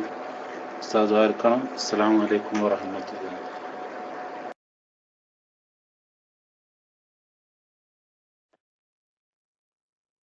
ഒരാ സ്ഥലത്ത് മുത്തവത്തിനാവണമെങ്കിൽ ആ നാട്ടിൽ സ്ഥിരതാമസം ഉദ്ദേശം വെച്ചുകൊണ്ട് താമസിക്കുക. വീടെടുത്തു എന്നതുകൊണ്ട് മാത്രമാവൂല. അതായത് ഈ നാട്ടിൽ സ്ഥിരതാമസം ലക്ഷ്യം വെച്ച് താമസിക്കുക. കുറെ കാലം കഴിഞ്ഞ് ജോലി കഴിഞ്ഞ് പെൻഷനാകുന്ന സമയത്ത് നമുക്ക് പോകാം, പെൻഷനാകുന്നത് വരെ ഇവിടെ താമസിക്കുക എന്ന നില ആണെങ്കിൽ ആള് മുവാത്തിലാവൂല, മുഖീമ. ഇവിടുന്നാണ് മരിച്ച് പിരിയ അള്ളാഹുമ്പം. അല്ലാതെ ഇവിടെ നിന്ന് വേറൊരു നാട്ടിലേക്ക് യാത്രക്കോ ജോലിക്കോ ഒക്കെ പോകാന്നല്ലാതെ ഇവിടുന്ന് മാറി താമസിക്കാൻ ഉദ്ദേശിക്കാതെ സ്ഥിരതാമസം ഉദ്ദേശിച്ചുകൊണ്ട് വീടെടുത്താല് ആ നാട്ടുകാരനായി. അതില്ല, കുറെ കാലത്തെ താമസം മാത്രമേ ലക്ഷ്യം വെച്ചിട്ടുള്ളൂ, അത് കഴിഞ്ഞിട്ട് പോകണം എന്നുള്ള ഉദ്ദേശമാണെങ്കിൽ അത് 10 20 കൊല്ലം ഉണ്ടായാൽ പോലും ആള് മുഖീമ് തന്നെയാണ്, മുവാത്തിലാവൂല. അപ്പൊ നിയ്യത്തും കൂടി, താമസത്തിന്റെ ഒപ്പം നിയ്യത്ത് കൂടി അതിനെ സ്വാധീനിക്കുന്നുണ്ട് എന്നർത്ഥം.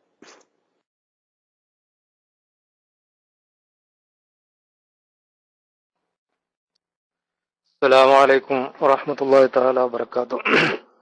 ഉസ്താദ്, എന്റെ ചോദ്യം, ഒരു നാട്ടിൽ 40 ആളുകൾ മാത്രമുള്ളൂ ജുമാക്ക്.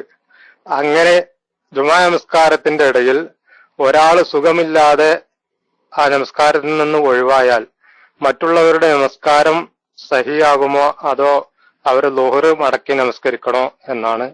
ദുആ മൈക്ക് റിലീസ് ചെയ്യുന്നു. അസ്സലാമു അലൈക്കും വറഹ്മത്തുള്ളാഹി.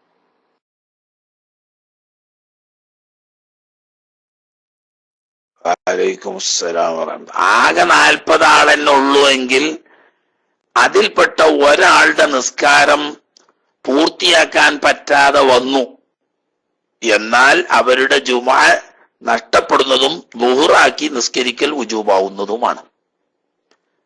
അതേസമയത്ത് 40-ലധികം ആളുള്ളതിൽപ്പെട്ട 1-2 ആളുകളുടെ നിസ്കാരം കുഴപ്പമില്ലായതുകൊണ്ട് കുഴപ്പമില്ല. 40 ആളിൽ കുറയാതെ സ്വഹീഹായ ജുമാ വേണം, എന്നാലേ ജുമാ സഹിയുള്ളൂ. അല്ലെങ്കിൽ പിന്നെ ളുഹറാക്കി നിസ്കരിക്കേണ്ടി വരും.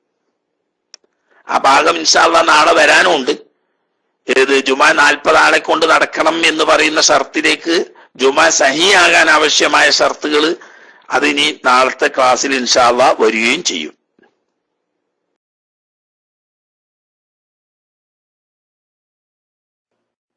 ഹലോ, അസ്സലാമു അലൈക്കും വറഹ്മത്തുള്ളാഹി.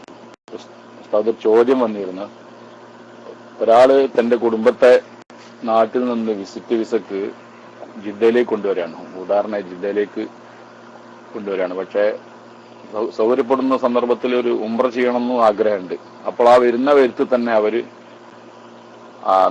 അവിടുന്ന് തന്നെ പുറത്തുനിന്ന് തന്നെ ഇഹ്റാം ചെയ്ത് വരണോ എന്നുള്ളതാണ് ഒന്ന്. അവർ പിന്നെ രണ്ടാമത് ഉംറ ചെയ്യാൻ ഉദ്ദേശിച്ചാൽ, അത് ഇനിയിപ്പോൾ ഇവിടുന്നാണെങ്കിൽ രണ്ടാമത് ഇനിയിപ്പോൾ ജിദ്ദയിൽ താമസിക്കുന്നതിനിടയിൽ ഉംറ ചെയ്യാൻ ഉദ്ദേശിച്ചാൽ അവർ ഹറമിന്റെ പുറത്തു പോകണോ അല്ലെങ്കിൽ നിൽക്കുന്ന സ്ഥലത്തുനിന്ന് ഇഹ്റാം ചെയ്താൽ മതി, ജിദ്ദക്കാരൊക്കെ ചെയ്യുന്നത് പോലെ ചെയ്താൽ മതിയോ എന്നുള്ളതാണ് ചോദ്യം. അമേക്കും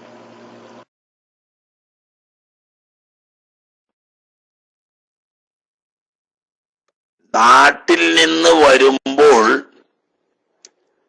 ഇപ്പൊന്നല്ല, എപ്പോഴെങ്കിലും ഒരു ഉംറ ചെയ്യണം എന്ന് ഉദ്ദേശമുണ്ടെങ്കിൽ മീഖാത്തിൽ നിന്നോ അല്ലെങ്കിൽ അതിന്റെ മുമ്പോ ഇഹ്റാം ചെയ്യൽ വുജൂബാണ്. അങ്ങനെ ഇഹ്റാം ചെയ്യാതെ ജിദ്ദയിൽ വന്നാൽ ജിദ്ദയിൽ നിന്ന് ഇഹ്റാം ചെയ്ത് മക്ക ഷരീഫിൽ പോയി ഉംറ ചെയ്താൽ മീഖാത്ത് നഷ്ടപ്പെട്ടതിന്റെ പേരിൽ ഫിദിയ വുജൂബാകും. അപ്പൊ പിന്നെ അത് ഒഴിവാകാൻ പിന്നുള്ളത് മീഖാത്തിലേക്ക് മടങ്ങിപ്പോയിട്ട് ഇഹ്റാം ചെയ്ത് വരലാണ് നല്ല മാർഗം. അതായത് മക്കയിൽ പോകുന്നതിന് മുമ്പ് നേരെ മദീന പോവുക.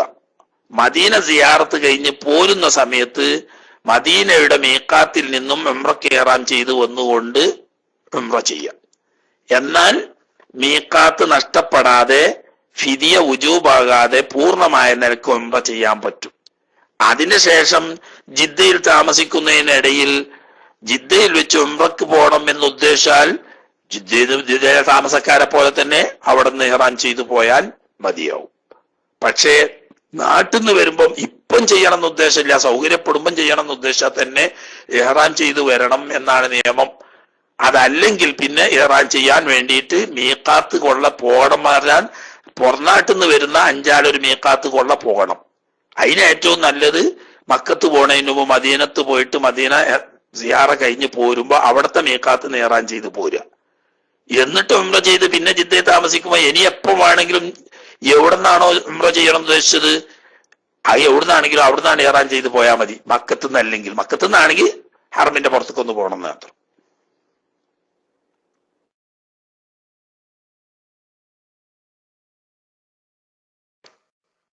അസ്സലാമു അലൈക്കും വറഹ്മത്തുള്ളാഹി.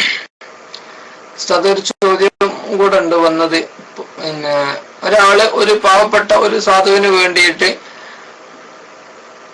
കുറച്ച് ഒരു കിണറുണ്ടാക്കുന്നതിലേക്കോ അല്ലെങ്കിൽ വീടുണ്ടാക്കുന്നതിലേക്കോ ആയിട്ട് കുറച്ച് സംഖ്യ ദാനമായിട്ട് നൽകി. പിന്നീട് ഇദ്ദേഹം മറ്റൊരു രൂപത്തിൽ എന്ന് പറഞ്ഞാൽ ഇന്ന വ്യക്തിക്ക് എന്നോ ഇന്ന ആൾക്ക് എന്നോ നിജമാക്കാതെ ആളുകളിൽ നിന്നും ക്യാഷ് സ്വരൂപിച്ചുകൊണ്ട് ആ ക്യാഷ് സ്വന്തം ഈടാക്കുകയും ചെയ്താൽ അതിൽ തെറ്റുണ്ടോ? ആ ക്യാഷ് അങ്ങനെ എടുക്കാൻ പറ്റുമോ എന്നതാണ് ഉസ്താദ് ഒരു ചോദ്യം വന്നത്. അസ്സലാമു അലൈക്കും വറഹ്മത്തുള്ളാഹി.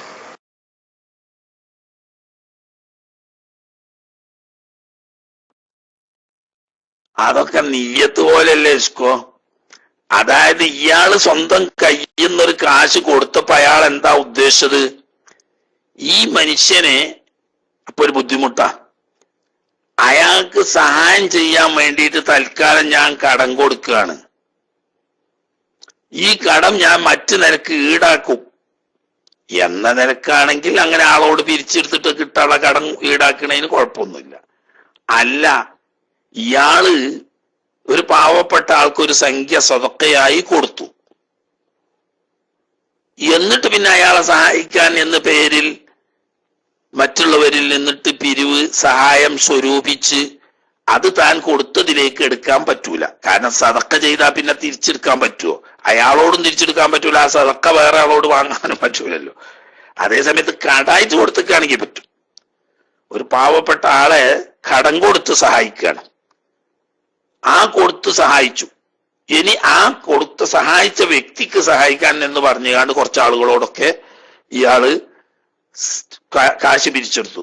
താൻ കൊടുത്ത അത്രയും സംഖ്യ നേരത്തെ കടമായിട്ടാ കൊടുത്തത്. ഈ സ്വരൂപിച്ച സഹായത്തിൽ നിന്നിട്ട് തനിക്ക് കിട്ടാനുള്ള കാശ് എടുത്ത് ഏറുണ്ടെങ്കിൽ അത് അയാൾക്ക് തന്നെ കൊടുത്താൽ അത് അയാളെ നെയ്യത്ത് പോലെ. സദക്ക കൊടുത്തേക്കാണെങ്കിൽ പിരിവെടുത്തുകൊണ്ട് അതിന് ഈടാക്കാൻ പറ്റൂല.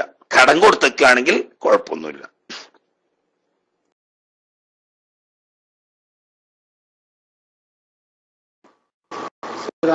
കേൾക്കുന്നുണ്ടോ?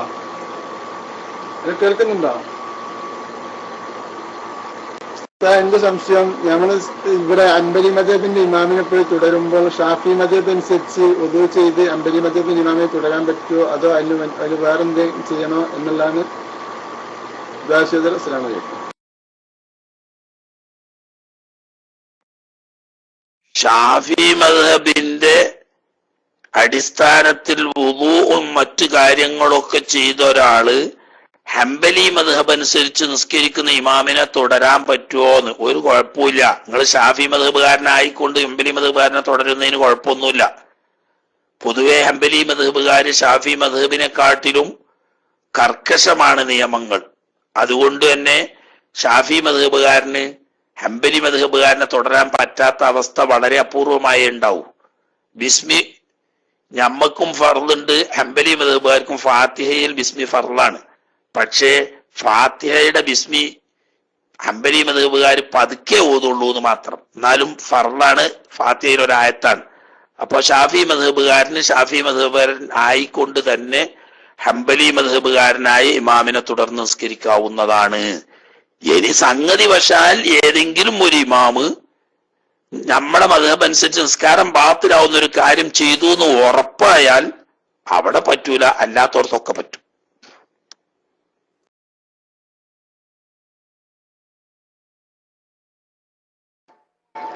അസ്സലാമു അലൈക്കും. ഉസ്താദ്, ഇവിടെ വന്നൊരു ചോദ്യം വായിക്കാണ്. മുമ്പ് ഉസ്താദ് ഒരു ക്ലാസ്സിൽ പറഞ്ഞത് സമയം ആയതിനു ശേഷം നിസ്കാരം കളാക്കിയാൽ കുറ്റക്കാരനാവും. ഇന്നലെ ക്ലാസ്സിൽ പറഞ്ഞത് ജുമാക്ക് രാവിലെ കിടന്നുറങ്ങിയാൽ ജുമ കഴിയുന്നതോട് കുറ്റക്കാരനാവും. മനസ്സിലാവുന്നില്ല ഉസ്താദ്. അസ്സലാമു അലൈക്കും.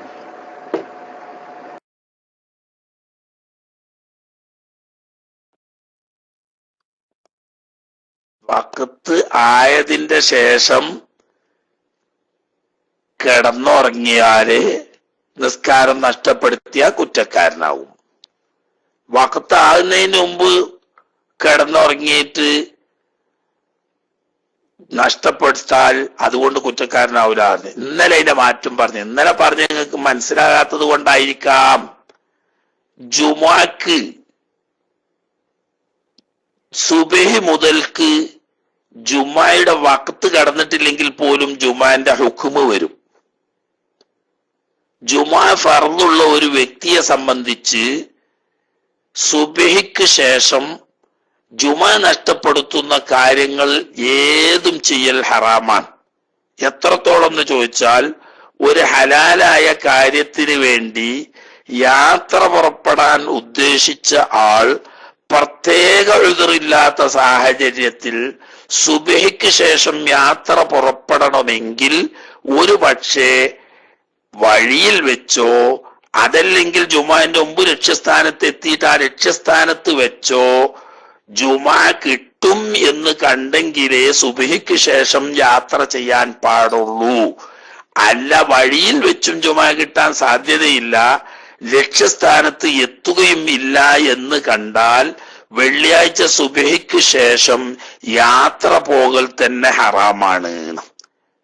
എന്നതുപോലെയാണ് അനാവശ്യ കാര്യങ്ങളിൽ മുഴുകി രാത്രി ഉറക്കമൊഴിച്ചു ജുമാ നഷ്ടപ്പെടും എന്ന സാഹചര്യം വരുന്ന സമയത്ത് പകൽ നീണ്ട് കടന്നുറങ്ങിയിട്ട് ജുമാ നഷ്ടപ്പെടുത്തൽ യാത്ര കൊണ്ട് നഷ്ടപ്പെടുത്തുന്നത് പോലെ തന്നെ. സുബഹിന്റെ മുമ്പാണെങ്കിൽ കുഴപ്പമില്ല, സുബഹിന് മുമ്പാണെങ്കിൽ വഖത്ത് കടന്നിട്ടില്ല. അതേ സമയത്ത് സുബഹി മുതൽക്ക് ജുമാ ഫർളുള്ള ആളുകൾക്ക് ജുമാ നഷ്ടപ്പെടാൻ കാരണമാവുന്ന കാര്യങ്ങളുമായി ബന്ധപ്പെടൽ ഹറാമാണ്. മനസ്സിലായല്ലോ? അതേ സമയത്ത് വന്നുണ്ടായിരുന്നു ഉണരുമെന്ന് ഒരു പക്ഷേ വിളിക്കാൻ ആളെ ഏൽപ്പിച്ചിട്ടുണ്ട്, അതല്ലെങ്കിൽ കയ്യെത്താത്ത ദൂരത്ത് നല്ല ശബ്ദമുള്ള ആവർത്തിച്ച് മണിയടിക്കുന്ന അലാറം വെച്ചിട്ടുണ്ട്, ഉണരും എന്നുള്ള മിക്കവാറും ഒന്നുണ്ടായിരുന്നു. അങ്ങനെ കിടന്നുറങ്ങി, പക്ഷേ സംഗതി വശാൽ അറിയാതെ പോയി, എന്നാൽ അവന് എഴുതറുണ്ട്.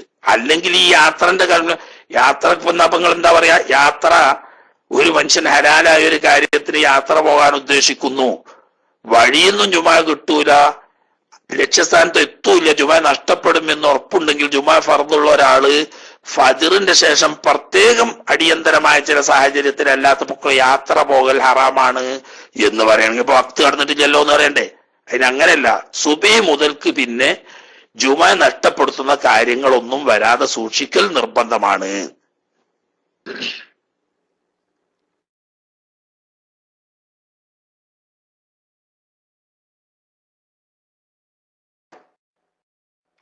ഉസ്താദെ, പിന്നെ വേറെ ഒരാള് ഒരു ചോദ്യം കൂടി ചോദിച്ചിട്ടുണ്ട്, എന്നെ പറ്റിക്കാണെന്ന് അറിയില്ല.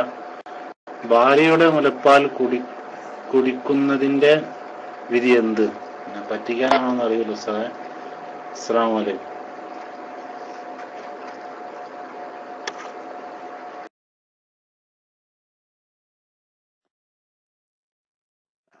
പറ്റിക്കാതൊന്നും അവരുടെ കവി, അത് നല്ല മനുഷ്യന്മാരുണ്ട് ചിലവര്.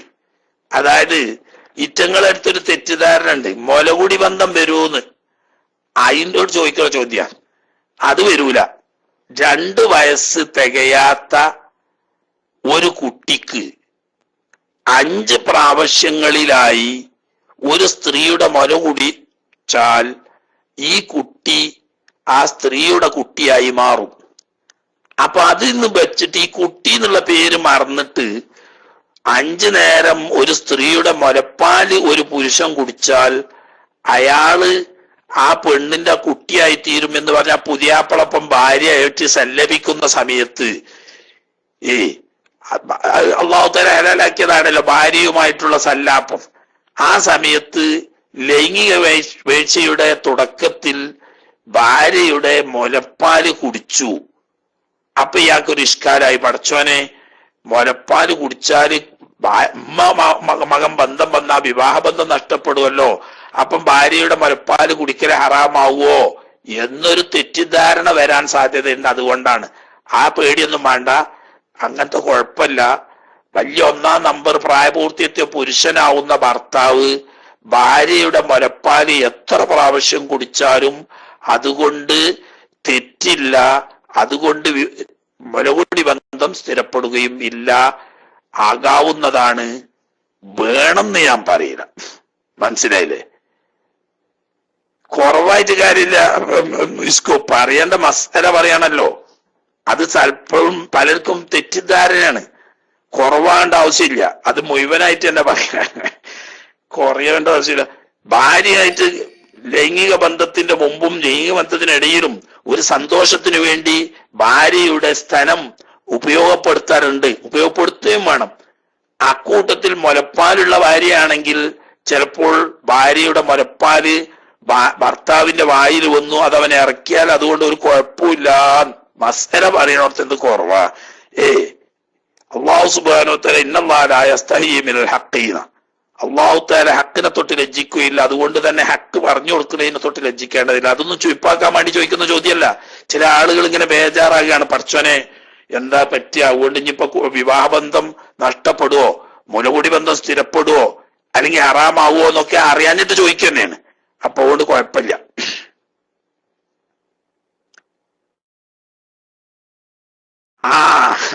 അത് പണ്ട് കീശീരിനോട് പറഞ്ഞേന്, പെണ്ണുങ്ങളടുത്തുനിന്നേ ഉസ്താദ് എന്നാണ് കിതാബ് ഓതിയപ്പോ സമയത്ത് പറഞ്ഞതിന് പുതിയാപ്പൾക്ക് മുല ഒടിച്ചാന്ന്, അതുകൊണ്ട് എനിക്കിപ്പോ അത്യാവശ്യം മുലപ്പാലിന് പൂതിയുണ്ട് പറഞ്ഞാണ്ട് മുല ഒടിച്ച് കുട്ടിനെ പട്ടിണിയാക്കരുത് എന്ന് ദക്കി ഉസ്താദ് പറയുന്നുണ്ട്. അതിന് ഞാൻ അറിയില്ല. അല്ലെങ്കിൽ കുട്ടിക്ക് അതിന്റെ ബേബി ഫുഡ് വാങ്ങി കൊടുത്തുകാണ്ട് നിങ്ങൾ കുടിച്ചിക്കാണ്ട് വാലാട്ടാ നിക്കണ്ട കേട്ടോ.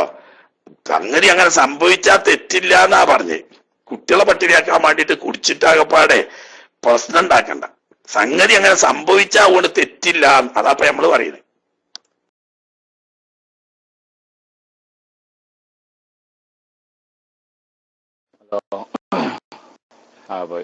ഇത് ചോദ്യമല്ല സാധാ. പിന്നെ ചില അറബ് രാജ്യങ്ങളിലൊക്കെ ചില വൈലാമാര് ഫത്വ കൊടുത്തും തോന്നുന്നുണ്ട്.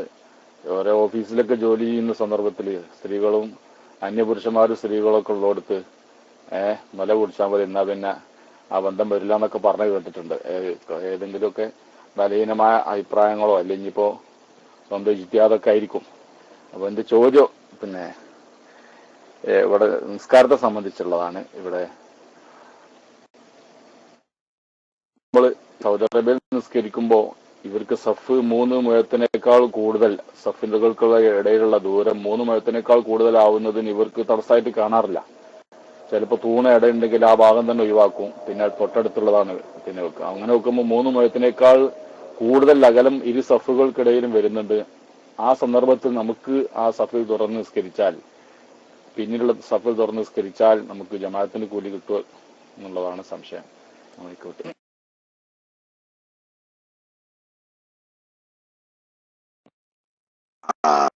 അത് നമ്മളെ സംബന്ധിച്ച് നല്ല പ്രശ്നം തന്നെയാണ്. ഹംബലികളെ സംബന്ധിച്ച് തൂണ് മിമ്പർ പോലത്തത് കൊണ്ട് ഇടമുറിയുന്നുണ്ടെങ്കിൽ അതിനിപ്പുറം നിന്നാ മതി, അവിടെ ഈ 3 മുഴം എതിർ വരൂല. ഓലെ സംബന്ധിച്ച് അതിന് കുഴപ്പമില്ല. പക്ഷെ നമ്മളെ മദ്ഹബ് അനുസരിച്ച് തൂണോ മിമ്പറോ പോലുള്ളത് കൊണ്ട് ഇടമുറിഞ്ഞാലും അത് സ്വഫായി എണ്ണുന്നത് കൊണ്ട് അങ്ങനെ ഉണ്ടായിട്ടാണെങ്കിൽ പോലും 3 മുഴത്തേക്കാൾ അകലം വന്നാൽ ജമാഅത്തിന്റെ ഫളീലത്ത് നഷ്ടപ്പെടുത്തും. അപ്പൊ ഇവിടുത്തെ പല പള്ളികളിലും പോയാൽ തൂണ് വരുന്ന ഭാഗത്ത് ഒരു സൊഫിന്റെ സ്ഥലം ഒഴിവിട്ടിട്ട് അതിന്റെ ബാക്കിൽ 3 പ്രാന് സൊഫ് കിട്ടുക. അപ്പൊ അതിന്റെ ബേക്കിൽ വന്നു നിന്നാൽ ഷാഫി മദ്ഹബുകാരായ ഞമ്മക്ക് ജമാഅത്തിന്റെ ഫളീലത്ത് നഷ്ടപ്പെടും.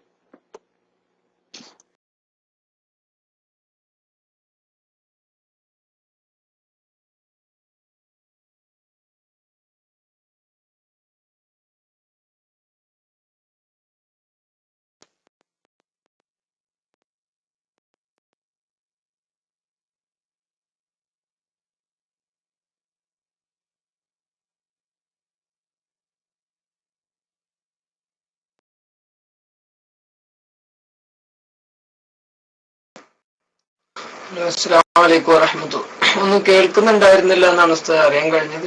ഉസ്താദെ, ഒരു 2 ചോദ്യം കൂടെ ഇപ്പൊ വന്ന 2 ചോദ്യം ഉണ്ട്.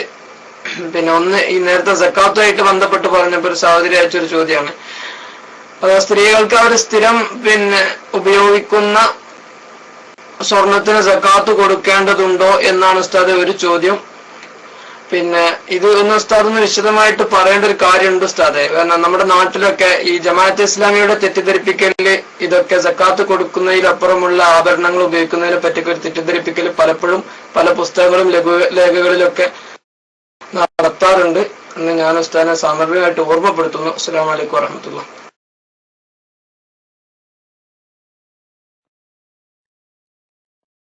വലൈക്കും അസ്സലാം. ജമാഅത്തെ ഇസ്ലാമി ഒരു മുസ്ലിം സംഘടനയല്ല, അതൊരു കേവല ഭൗതിക രാഷ്ട്രീയ സംഘടനയാവുന്നു.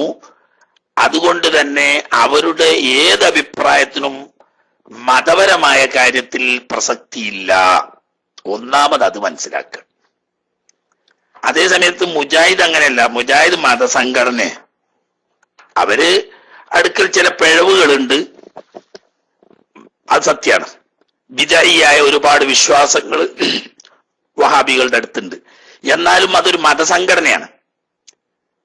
ജമാഅത്തെ ഇസ്ലാമി എന്ന് പറയുന്നത് മുസ്ലിം ലീഗ് എന്ന് പറയുന്നത് പോലെ ഒരു കേവല ഭൗതിക രാഷ്ട്രീയ സംഘടന. അതുകൊണ്ട് തന്നെ അവര് അതുമായി ബന്ധപ്പെട്ട ഗ്യാസും കുറ്റിയാണോ നല്ലത്, കോണിയാണോ നല്ലത് എന്നൊക്കെ പറയാം. അത് നിങ്ങൾക്ക് പാടുണ്ടെങ്കിൽ സ്വീകരിക്കാം, അല്ലെങ്കിൽ സ്വീകരിക്കാതിരിക്കാം, അത്രയേ ഉള്ളൂ. ഇസ്ലാമും ജമാഅത്തെ ഇസ്ലാമിയുമായുള്ള ബന്ധം അത്രേ ഉള്ളൂ. അവർക്ക് പറയാ മോഡിനെ അംഗീകരിക്കാൻ പറ്റുമോ, അതല്ല നമ്മളെ പഴയ സിംഗ് തന്നെയാണോ നല്ലത്, അതൊക്കെ അവർക്ക് പറയാ. കാരണം അതിന്റെ ആൾക്കാരാണ്, രാഷ്ട്രീയക്കാരാണല്ലോ, അത് പറഞ്ഞോട്ടെ. സക്കാത്ത് കൊടുക്കേണ്ടത് എന്തിനാണ്, സക്കാത്ത് കൊടുക്കേണ്ടത് എന്തിനാണ് എന്നൊക്കെ പറയുന്നത് മുസ്ലിം സംഘടനകൾ ഇസ്ലാമുമായി ബന്ധപ്പെട്ട കാര്യം പറയാൻ അർഹതപ്പെട്ടവർ പറയേണ്ട വിഷയമാണ്. അതില് ഷാഫി മദ്ഹബ് അനുസരിച്ച് ഉപയോഗിക്കുന്ന ആഭരണം, ഹലാലായ ഉപയോഗിക്കുന്ന ആഭരണം എത്ര ഉണ്ടെങ്കിലും അത് വീട്ടുപകരണങ്ങളുടെ പരിധിയിലാണ് വരിക. ഉദാഹരണം പറയാ, ഒരു വീട്ടിലെ ഫർണിച്ചർ 10 ലക്ഷം രൂപ വില പിടിക്കുന്ന ഫർണിച്ചർ സാധനങ്ങൾ ഉണ്ടെന്ന് വെക്കട്ടെ. കട്ടിലും മേശയും കസാലകളും ആൾമറകളും തുടങ്ങി ഒരു വീട്ടിലെ ഉപയോഗ വസ്തുക്കളായിക്കൊണ്ട് ഒരു 10 ലക്ഷം രൂപയുടെ വസ്തുക്കളുണ്ട്. എന്നാൽ ഇതിന് കൊല്ലം തോറും സക്കാത്ത് കൊടുക്കണമെന്ന് 2 കാര്യത്തിൽ നടക്കുന്ന ഏതെങ്കിലും ബുദ്ധിയുള്ള മനുഷ്യൻ പറയോ? വീട്ടുപകരണങ്ങൾക്ക് 10 ചട്ടിക്ക് ഒരു ചട്ടി, 10 കസാലക്ക് ഒരു കസാല, 10 കട്ടിലിനൊരു കട്ടില്, അങ്ങനെ സക്കാത്ത് കൊടുക്കലുണ്ടോ ഇസ്ലാമില്? എന്നതുപോലെ അള്ളാഹു ഉപയോഗിക്കൽ ഹലാലാക്കിയ ആഭരണം സ്ത്രീയുടെ നിത്യോപയോഗ വസ്തുവാണ്. അത് വീട്ടുപകരണങ്ങൾ പോലെ നിത്യോപയോഗ വസ്തു എന്ന നിലക്ക് അതിന് സക്കാത്ത് ഫർളില്ല എന്നാണ് ബഹുമാനപ്പെട്ട ഇമാം ഷാഫി റളിയല്ലാഹു തആല അൻഹുവിന്റെ ഖൗല്.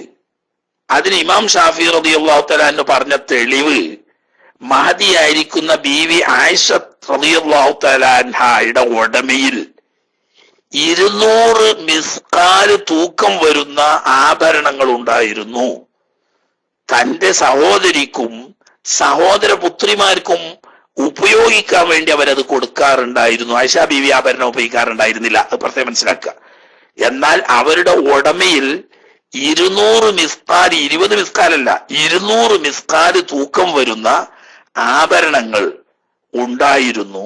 അത് തന്റെ സഹോദരി ഉമ്മു കുൽസൂമിനും അതുപോലെ തന്നെ സഹോദരന്മാരുടെ പെൺമക്കൾക്കും ഉപയോഗിക്കാൻ കൊടുക്കാറായിരുന്നു. പക്ഷേ ആയിഷ റളിയല്ലാഹു തആല അൻഹ ഒരിക്കൽ പോലും ഈ ആഭരണത്തിന് സക്കാത്ത് കൊടുത്തിരുന്നില്ല. ആയിഷ ബീവി ഫിഷ്കുള്ള ആളാണെന്ന് ലോകത്ത് ആരെങ്കിലും പറയോ? ഒരു ദിവസം 1,00,000 ദിർഹം ബഹുമാനപ്പെട്ട അബ്ദുല്ലാഹി ഇബ്നു സുബൈർ റളിയല്ലാഹു തആല അൻഹു കൊടുത്തയച്ചിട്ട് അന്ന് വൈകിട്ടായപ്പോഴേക്ക് അതിന് 1 ദിർഹം പോലും ബാക്കിയില്ലാതെ സദഖ ചെയ്തിട്ട് അവസാനം നോമ്പ് തുറക്കാൻ സമയത്ത് പരിചാരിക കുറച്ച് ജെയ്ത്തെണ്ണയും റൊട്ടിയും കൊണ്ടേ കൊടുത്തുകൊണ്ട് പറഞ്ഞു, എത്ര പൈസ എന്ന് ഇവിടെ സദഖ ചെയ്ത് 1 ദിർഹം അതിന്ന് എടുത്തിണെങ്കിൽ ഒരു രാത്രി ഇറച്ചി വാങ്ങിയണെങ്കിൽ ഇപ്പൊ നോമ്പ് തുറക്കാൻ ഒരു കറി വെക്കായിരുന്നു എന്ന് പറഞ്ഞപ്പം എന്നാ അത് അപ്പൊ പറയണ്ട, എനിക്കിപ്പോ അത് അറിയില്ലല്ലോ, എനിക്ക് ഓർമ്മയില്ലേനല്ലോ.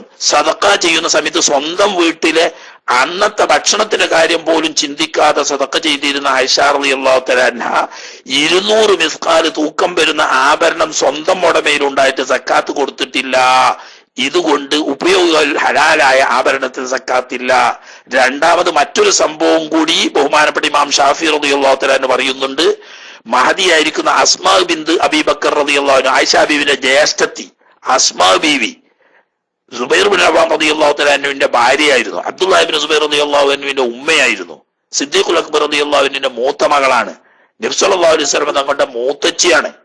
അവരുടെ അടുക്കൽ 400 മിസ്കാലിന്റെ ആഭരണങ്ങൾ ഉണ്ടായിരുന്നു. അതും തന്നെ അവര് മക്കൾക്കും പേരമക്കൾക്കും ഒക്കെ ഉപയോഗിക്കാൻ കൊടുക്കുമായിരുന്നു. പക്ഷേ ഒരിക്കൽ പോലും അസ്മാ റളിയല്ലാഹു തആല അൻഹ ഇതിന് സക്കാത്ത് കൊടുത്തിട്ടില്ല. നബി തങ്ങളുമായി ഏറ്റവും അടുപ്പമുള്ളവരും വലിയ വിവരമുള്ളവരുമായിരുന്ന ഈ 2 മഹദികളുടെ കയ്യിൽ ഇത്രയും ഭീമമായ ആഭരണം ഉണ്ടായിട്ട് അതിനൊരിക്കൽ പോലും സക്കാത്ത് കൊടുത്തില്ല എന്ന ഒറ്റ കാരണം മതി ഉപയോഗിക്കൽ ഹലാലായ ആഭരണത്തിന് സക്കാത്തില്ല എന്ന് മനസ്സിലാക്കാൻ. അതുകൊണ്ട് ഉപയോഗിക്കൽ ഹലാലായ ആഭരണം എത്ര തൂക്കമുണ്ടെങ്കിലും അതിന് സക്കാത്ത് ഫർദില്ല എന്നതാണ് ഇമാം ഷാഫിഈ റളിയല്ലാഹു തആല അൻഹുവിന്റെ മദ്ഹബ്. ഓക്കെ, അത് ഇനി വേറെ മദ്ഹബുകാർ പറയും, അത് ആ മദ്ഹബുകാർ പറഞ്ഞോട്ടെ. മൗദൂദിക്ക് ഗ്യാസും കുറ്റിയാണോ, അതല്ല കോണിയാണോ, ഇനി അതല്ല തോണിയാണോ, അതും അല്ലെങ്കിൽ രണ്ടലയാണോ, ഏതാണ് മെച്ചെന്ന് അത് പറഞ്ഞോട്ടെ. ഓല് അത് പറയേണ്ട രാഷ്ട്രീയക്കാരാണ്, ഒരു മതസംഘടനയല്ല.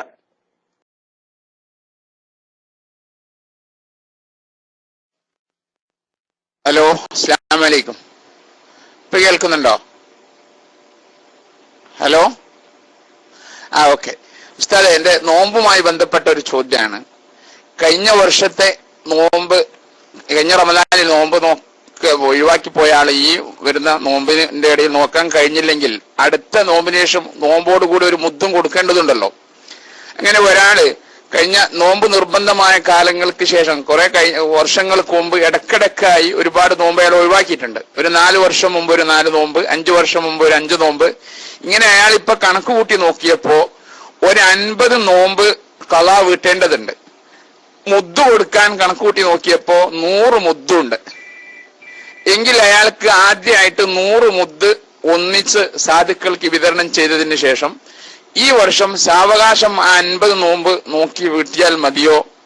അതല്ല ഓരോ നോമ്പും നോക്കിയിട്ട് അതിൻ്റെതായ മുദ്ദ്, ചിലപ്പോൾ ഒരു നോമ്പിന് 4 ആകാം, മറ്റൊരു നോമ്പിന് 3 മുദ്ദുണ്ടാകാം, വേറെയും പിന്നെ നോമ്പിന് 1 മുദ്ദുണ്ടാകാം. ഇങ്ങനെയാണോ കൊടുക്കേണ്ടത്? അതല്ല ഈ 100 മുദ്ദും ഒന്നിച്ചു കൊടുത്തതിന് ശേഷം സാവകാശം 50 നോമ്പ് നോക്കി വിട്ടിയാൽ മതിയാകുമോ?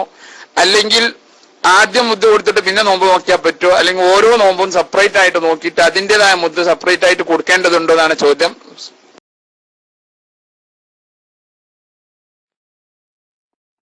അതൊക്കെ സൗകര്യം പോലെ ചെയ്യാവുന്നതാണ്. അതായത് രണ്ടും 2 വേറെ വേറെ നിർബന്ധം. നോമ്പ് നോക്കുക എന്ന് പറയുന്നത് കളാ വീട്ടുകയാണ്. അത് നമ്മളെ മേലെ എപ്പോഴും കടമയാണ്. അത് എപ്പോഴാണോ വീട്ടുന്നത് വീട്ടുമ്പോൾ വീടും. മുദ്ദ് എന്ന് പറയുന്നത് പിന്തിച്ചതിൻ്റെ ഉള്ള പണിഷ്മെന്റ് ആണ്. മനസ്സിലാക്കുക. ഒരു കൊല്ലം നഷ്ടപ്പെട്ട നോമ്പ് അടുത്ത റമദാന്റെ മുമ്പ് നോൽക്കാതിരുന്നതിന്റെ പേരിൽ അവന് കൊടുക്കുന്ന ഒരു ചെറിയ ശിക്ഷയാണ്, ഒരു പണിഷ്മെന്റ് ആണ് യഥാർത്ഥത്തിൽ ഈ മുദ്ദ്. അത് നോമ്പ് നോറ്റ് വീട്ടിയതിന്റെ ശേഷം കൊടുത്താലും കുഴപ്പമില്ല, ആദ്യം അത് കൊടുത്തതിന് ശേഷം നോമ്പ് നോറ്റ് വീട്ടിയാലും കുഴപ്പമില്ല. രണ്ടും നേരിട്ടല്ല ബന്ധം. മനസ്സിലായില്ലേ? നോമ്പ് കളായത് അതേ എണ്ണം നമ്മൾ കളാ വീട്ടണം. അതെപ്പോഴായാലും കളാ വീട്ടണം. പിന്തിക്കുക എന്ന് പറയുന്നത് ഒരു വീഴ്ചയാണ്. അത് പരിഹരിക്കാൻ വേണ്ടിയിട്ട് അത് ഒന്നിച്ചും ചെയ്യാം, കുറേശ്ശെ കൊടുത്ത് വീട്ടിയാലും മതി.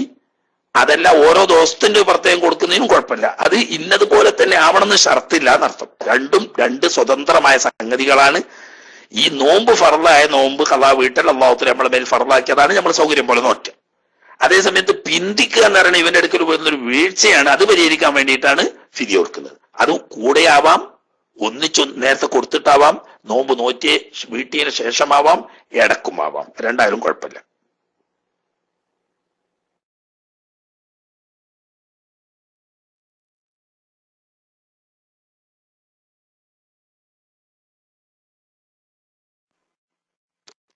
അലൈക്കും വറഹ്മത്തുള്ളാഹി വബറകാതുഹു.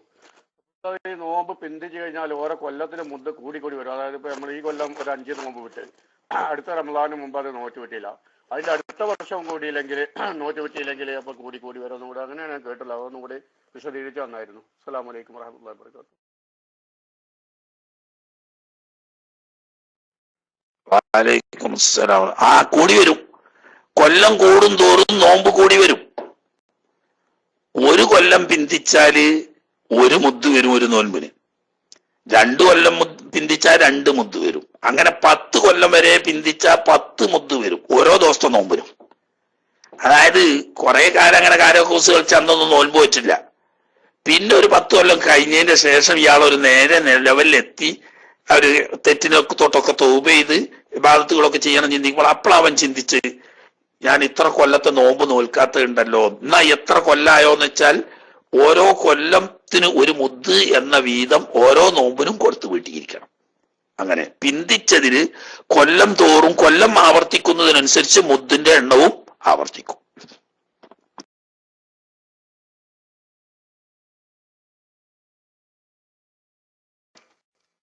അസ്സലാമു അലൈക്കും വറഹ്മത്തുള്ളാഹി.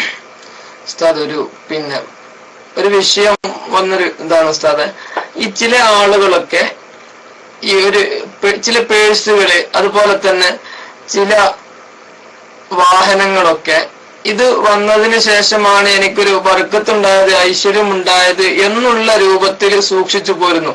അല്ലെങ്കിൽ ചില പേഴ്സുകളോ അല്ലെങ്കിൽ ഒക്കെ ഉണ്ടായതിനു ശേഷം ഒരു ക്യാഷിനൊരു എനിക്കൊരു തടസ്സം ഉണ്ടാവാറില്ല എന്നുള്ള രൂപത്തിൽ സൂക്ഷിച്ചു പോരാറുണ്ട് പല ആളുകളും. എത്ര കേട് വന്നാലും പഴകിയതായാലും ഒക്കെ ശരി.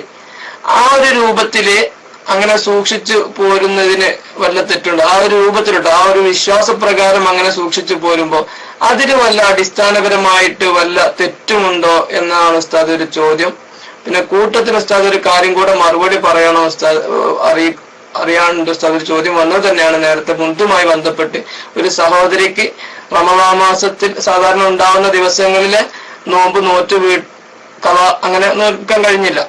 അങ്ങനെ പിന്നെ പല അസുഖവും മറ്റു കാരണങ്ങൾ കൊണ്ടൊക്കെ അവസാനമായപ്പോഴേക്ക് അത് നോറ്റ് വീട്ടാൻ കഴിയാതെ പോയി. ഇത് ഈ റമളാൻ മാസത്തിൽ തന്നെ മുദ്ദ് കൊടുക്കുന്നോ, റമളാൻ മാസത്തിന് ശേഷം അതോ ഈ റമളാൻ മാസത്തിൽ മുദ്ദ് കൊടുക്കണതിന് ശേഷം കൊടുക്കണോ എന്നാണ് ഉസ്താദ് ആ ചോദ്യം. അസ്സലാമു അലൈക്കും വറഹ്മത്തുള്ളാഹി.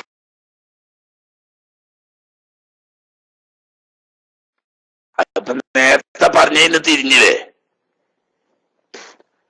മുദ്ദ് പിന്തിച്ചതിനാണ്. അത് എപ്പോഴായാലും കൊടുക്കണം. റമളാൻ മാസത്തിലോ ശേഷമോ എന്നൊന്നും ഇപ്പൊ അതിന് പറയേണ്ട ആവശ്യമില്ലല്ലോ. നേരത്തെ മറ്റേയാള് ചോദിച്ച ചോദ്യത്തിന്റെ മറുപടിയിൽ തന്നെ അത് പെട്ടില്ലേ. ഈ കൊല്ലത്തെ നോമ്പ് അടുത്ത റമളാൻ വരെ നോറ്റ് വീട്ടാൻ പറ്റാതെ വന്നാൽ, നോൽക്കാൻ പറ്റാത്ത ആരോഗ്യസ്ഥിതി കൊണ്ട് ഷറാനുവദിക്കുന്ന ഉദുർ കൊണ്ടാണെങ്കിൽ ഫിദിയൊന്നും വേണ്ട. ഷറാനുവദിക്കുന്ന ഉദുർ ഇല്ലാതെ പിന്തിയാല് ഒരു കൊല്ലത്തിന് ഒരു മുദ്ദ്, ഒരു ദിവസത്തിന് ഒരു മുദ്ദ് വീതം കൊടുക്കണം. ആ കൊല്ലം എണ്ണ ഏറുമാണ്. അത് അടുത്ത നോമ്പിന് ശേഷം കളാ വീട്ടുമ്പോ കൊടുത്താലും മതി, അതിന്റെ മുമ്പ് കൊടുക്കാനും പറ്റും, ഇനി അപ്പോൾ ഉള്ളെങ്കിൽ അതിന് ശേഷം കൊടുത്താലും മതി. രണ്ടും രണ്ട് കാര്യമാണെന്ന് പറഞ്ഞപ്പോ തിരിഞ്ഞിരപ്പത് ഒരിക്കൽ ഒരു കാര്യം പറഞ്ഞ അതിന് മനസ്സിലായത് പിന്നെ അത് തന്നെ രണ്ടാമതെടുത്ത് ചോദിക്കേണ്ട ആവശ്യമില്ലല്ലോ. പിന്നെ മഹാന്മാരുടെ ബർക്കത്തുള്ളതാണെങ്കിൽ അതിന് അസലുണ്ട്. ഉദാഹരണം, ഒരു സ്വാലിഹായ ഒരാള് തന്ന ഒരു സാധനാണ്. അതല്ലെങ്കിൽ ഒരു ബർക്കത്തുള്ള ഒരു സയ്യിദോ അതല്ലെങ്കിൽ എന്തോ ഒരു സൂഫി വര്യനോ പോലെയുള്ള ആളുകൾ അല്ലെങ്കിൽ അങ്ങനെയുള്ള ആളുകളുടെ മക്കാമ് പോലത്തെ സ്ഥലത്ത് നിന്ന് കിട്ടിയതാണ്. അത് ബർക്കത്തിന് വേണ്ടി വെക്കുന്നതിന് അസലുണ്ട്. അല്ലാത്തോടത്ത് തെറ്റില്ല എന്നല്ലാതെ അത് നമ്മളൊരു ധാരണ എന്നതിൽ കവിഞ്ഞ് അതിന് തെറ്റുമില്ല, അതുകൊണ്ട് പ്രത്യേകിച്ച് പുണ്യവുമില്ല. അതേസമയത്ത് മഹാന്മാരും അവരാസറുമായി ബന്ധപ്പെട്ടതാണെങ്കിൽ അതിന് പ്രത്യേകം ബർക്കത്തുണ്ട്, അത് സൂക്ഷിച്ചു വെക്കുന്നത് നല്ലതുമാണ്. എനിക്ക് ഈ ചീരി എന്താ കൈവോക്കി നിൽക്കുന്നുണ്ട്, വേഗം കീശീരിയ സമയം കഴിഞ്ഞാണ്, ഏതായാലും ഒന്നെടുത്തോ.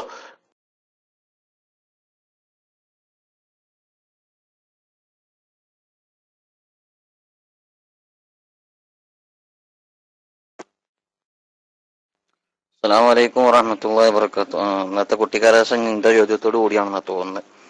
ആരും വേറെ കാണുന്നില്ല. ഏതായിരുന്നാലും ഞാൻ ചോദിക്കാം. പിന്നെ റമളാനുമായി ബന്ധപ്പെട്ട തന്നെയാണ്. റമളാനിലെ നിസ്കാരത്തിന് ഇമാമായി ഒരു വ്യക്തിക്ക് നിശ്ചിത സംഖ്യ പ്രതിഫലം നൽകാമെന്ന് ഏറ്റിരുന്നു. ജനങ്ങളിൽ നിന്ന് തഥാവശ്യാർത്ഥം പിരിവ് നടത്തിയപ്പോൾ നിശ്ചിത സംഖ്യയിൽ കൂടുതൽ കിട്ടി എങ്കിൽ ബാക്കി സംഖ്യ എന്ത് ചെയ്യണം? പ്രതിഫലമായി തുക നിശ്ചയിച്ചിട്ടില്ലെങ്കിൽ പിരിഞ്ഞു കിട്ടിയ സംഖ്യ മൊത്തം അദ്ദേഹത്തിന് കൊടുക്കാൻ പറ്റുമോ? മിതമായ സംഖ്യ കൊടുത്ത് ബാക്കി പള്ളിയുടെ ആവശ്യത്തിന് ഉപയോഗിച്ചുകൂടെ എന്നാണ് ചോദ്യം. ഞാൻ മൈക്ക് വിട്ടു. അസ്സലാമു അലൈക്കും വറഹ്മത്തുള്ളാഹി.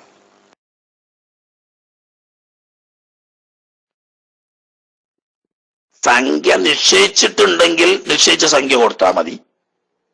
സംഖ്യ നിശ്ചയിച്ചതല്ല എങ്കിൽ ആ വിഷയത്തിന് വേണ്ടി പിരിച്ച കാശ് അദ്ദേഹത്തിന് തന്നെ കൊടുക്കണം. അത് തോന്നുന്നുണ്ട് എന്നിട്ട് നിങ്ങൾ എത്ര കണ്ണുകടിയാട്ടണ്? ചില കമ്മിറ്റിക്കാരെ കണ്ണും കടിയാക്കി ചിരിയത്. അത് മൂല്യാർക്കോ ഒക്കെ പാടെന്തിനാ കൊടുക്കണ്? മൂല്യാർക്ക് കൊടുക്കാൻ വേണ്ടി കിട്ടിയ പൈസ അല്ലേ, അതിന് വേണ്ടി നിങ്ങൾ പിരിച്ചതല്ലേ? അത് തോന്നുന്നുണ്ട് എന്നിട്ട് നിങ്ങൾ കണ്ണുകടി കാട്ടണ്ടല്ലോ. അതേ സമയത്ത് മൂല്യാരോട് ആകെ ഇത്ര ഉറുപ്പ്യ തരും എന്ന് പറഞ്ഞിരുന്നു. എന്നാൽ ആ പറഞ്ഞ സംഖ്യ കൊടുക്കലേ കടമയുള്ളൂ. ഓക്കെ, മതി, സമയം പങ്കുകൊടുക്കാനായി മതിയാക്കണം. അല്ലാഹു സുബ്ഹാനഹു വ തആല ആസന്നമായ റമളാനു ഷരീഫിനെ അത് അർഹിക്കുന്ന രീതിയിൽ സ്വീകരിച്ച് അള്ളാഹുവിന് പൊരുത്തപ്പെടുന്ന ഇബാദത്തുകളെ കൊണ്ട് അതിനെ സജീവമാക്കാൻ നമുക്കൊക്കെ അല്ലാഹു തആല തൗഫീഖ് ചെയ്യുമാറാകട്ടെ. ജീവിതത്തിൽ വന്നുപോയ എല്ലാ പാപങ്ങളും കുറ്റങ്ങളും ഈ മാസത്തിന്റെ മുമ്പും മാസത്തിലും അല്ലാഹു തആല വിട്ടുപുറത്ത് മാപ്പാക്കി തന്ന് അള്ളാഹുവിന്റെ റഹ്മത്ത് ലഭിച്ച് ഭാഗ്യവാന്മാരിലും അവന്റെ മഗ്ഫിറത്തിന് അഹ്ലായ മഹാഭാഗ്യവാന്മാരിലും അവസാനം നരകത്തെ തൊട്ട് എത്തിക്ക് ചെല്ലപ്പെടുന്ന ഭാഗ്യവാന്മാരിലും അള്ളാഹു നമ്മളെ എല്ലാവരെയും ഉൾപ്പെടുത്തി അനുഗ്രഹിക്കുമാറാകട്ടെ. ഖുർആനു ഷരീഫും റമളാനു ഷരീഫും അനുകൂലമായി സാക്ഷി നിന്ന് വിജയിക്കുന്ന ഭാഗ്യവാന്മാരിൽ അള്ളാഹു തമ്പുരാൻ നാം എല്ലാവരെയും ഉൾപ്പെടുത്തി അനുഗ്രഹിക്കുമാറാകട്ടെ. റഹ്മാനും റഹീമുമായ റബ്ബെ, ഞങ്ങളൊക്കെ പാവികളാണ്, ദോഷികളാണ്, ഒരുപാട് തെറ്റുകൾ ചെയ്തവരാണ്. നിന്റെ മഹളായ ഫള് കൊണ്ട് ആസന്നമായ റമളാനിന്റെ ബറക്കത്ത് കൊണ്ട് ഞങ്ങൾക്ക് എല്ലാം നീ പുറത്ത് മാപ്പാക്കി തരണേ അല്ലാഹ്. നല്ലത് പറയാനും നല്ലത് ചെയ്യാൻ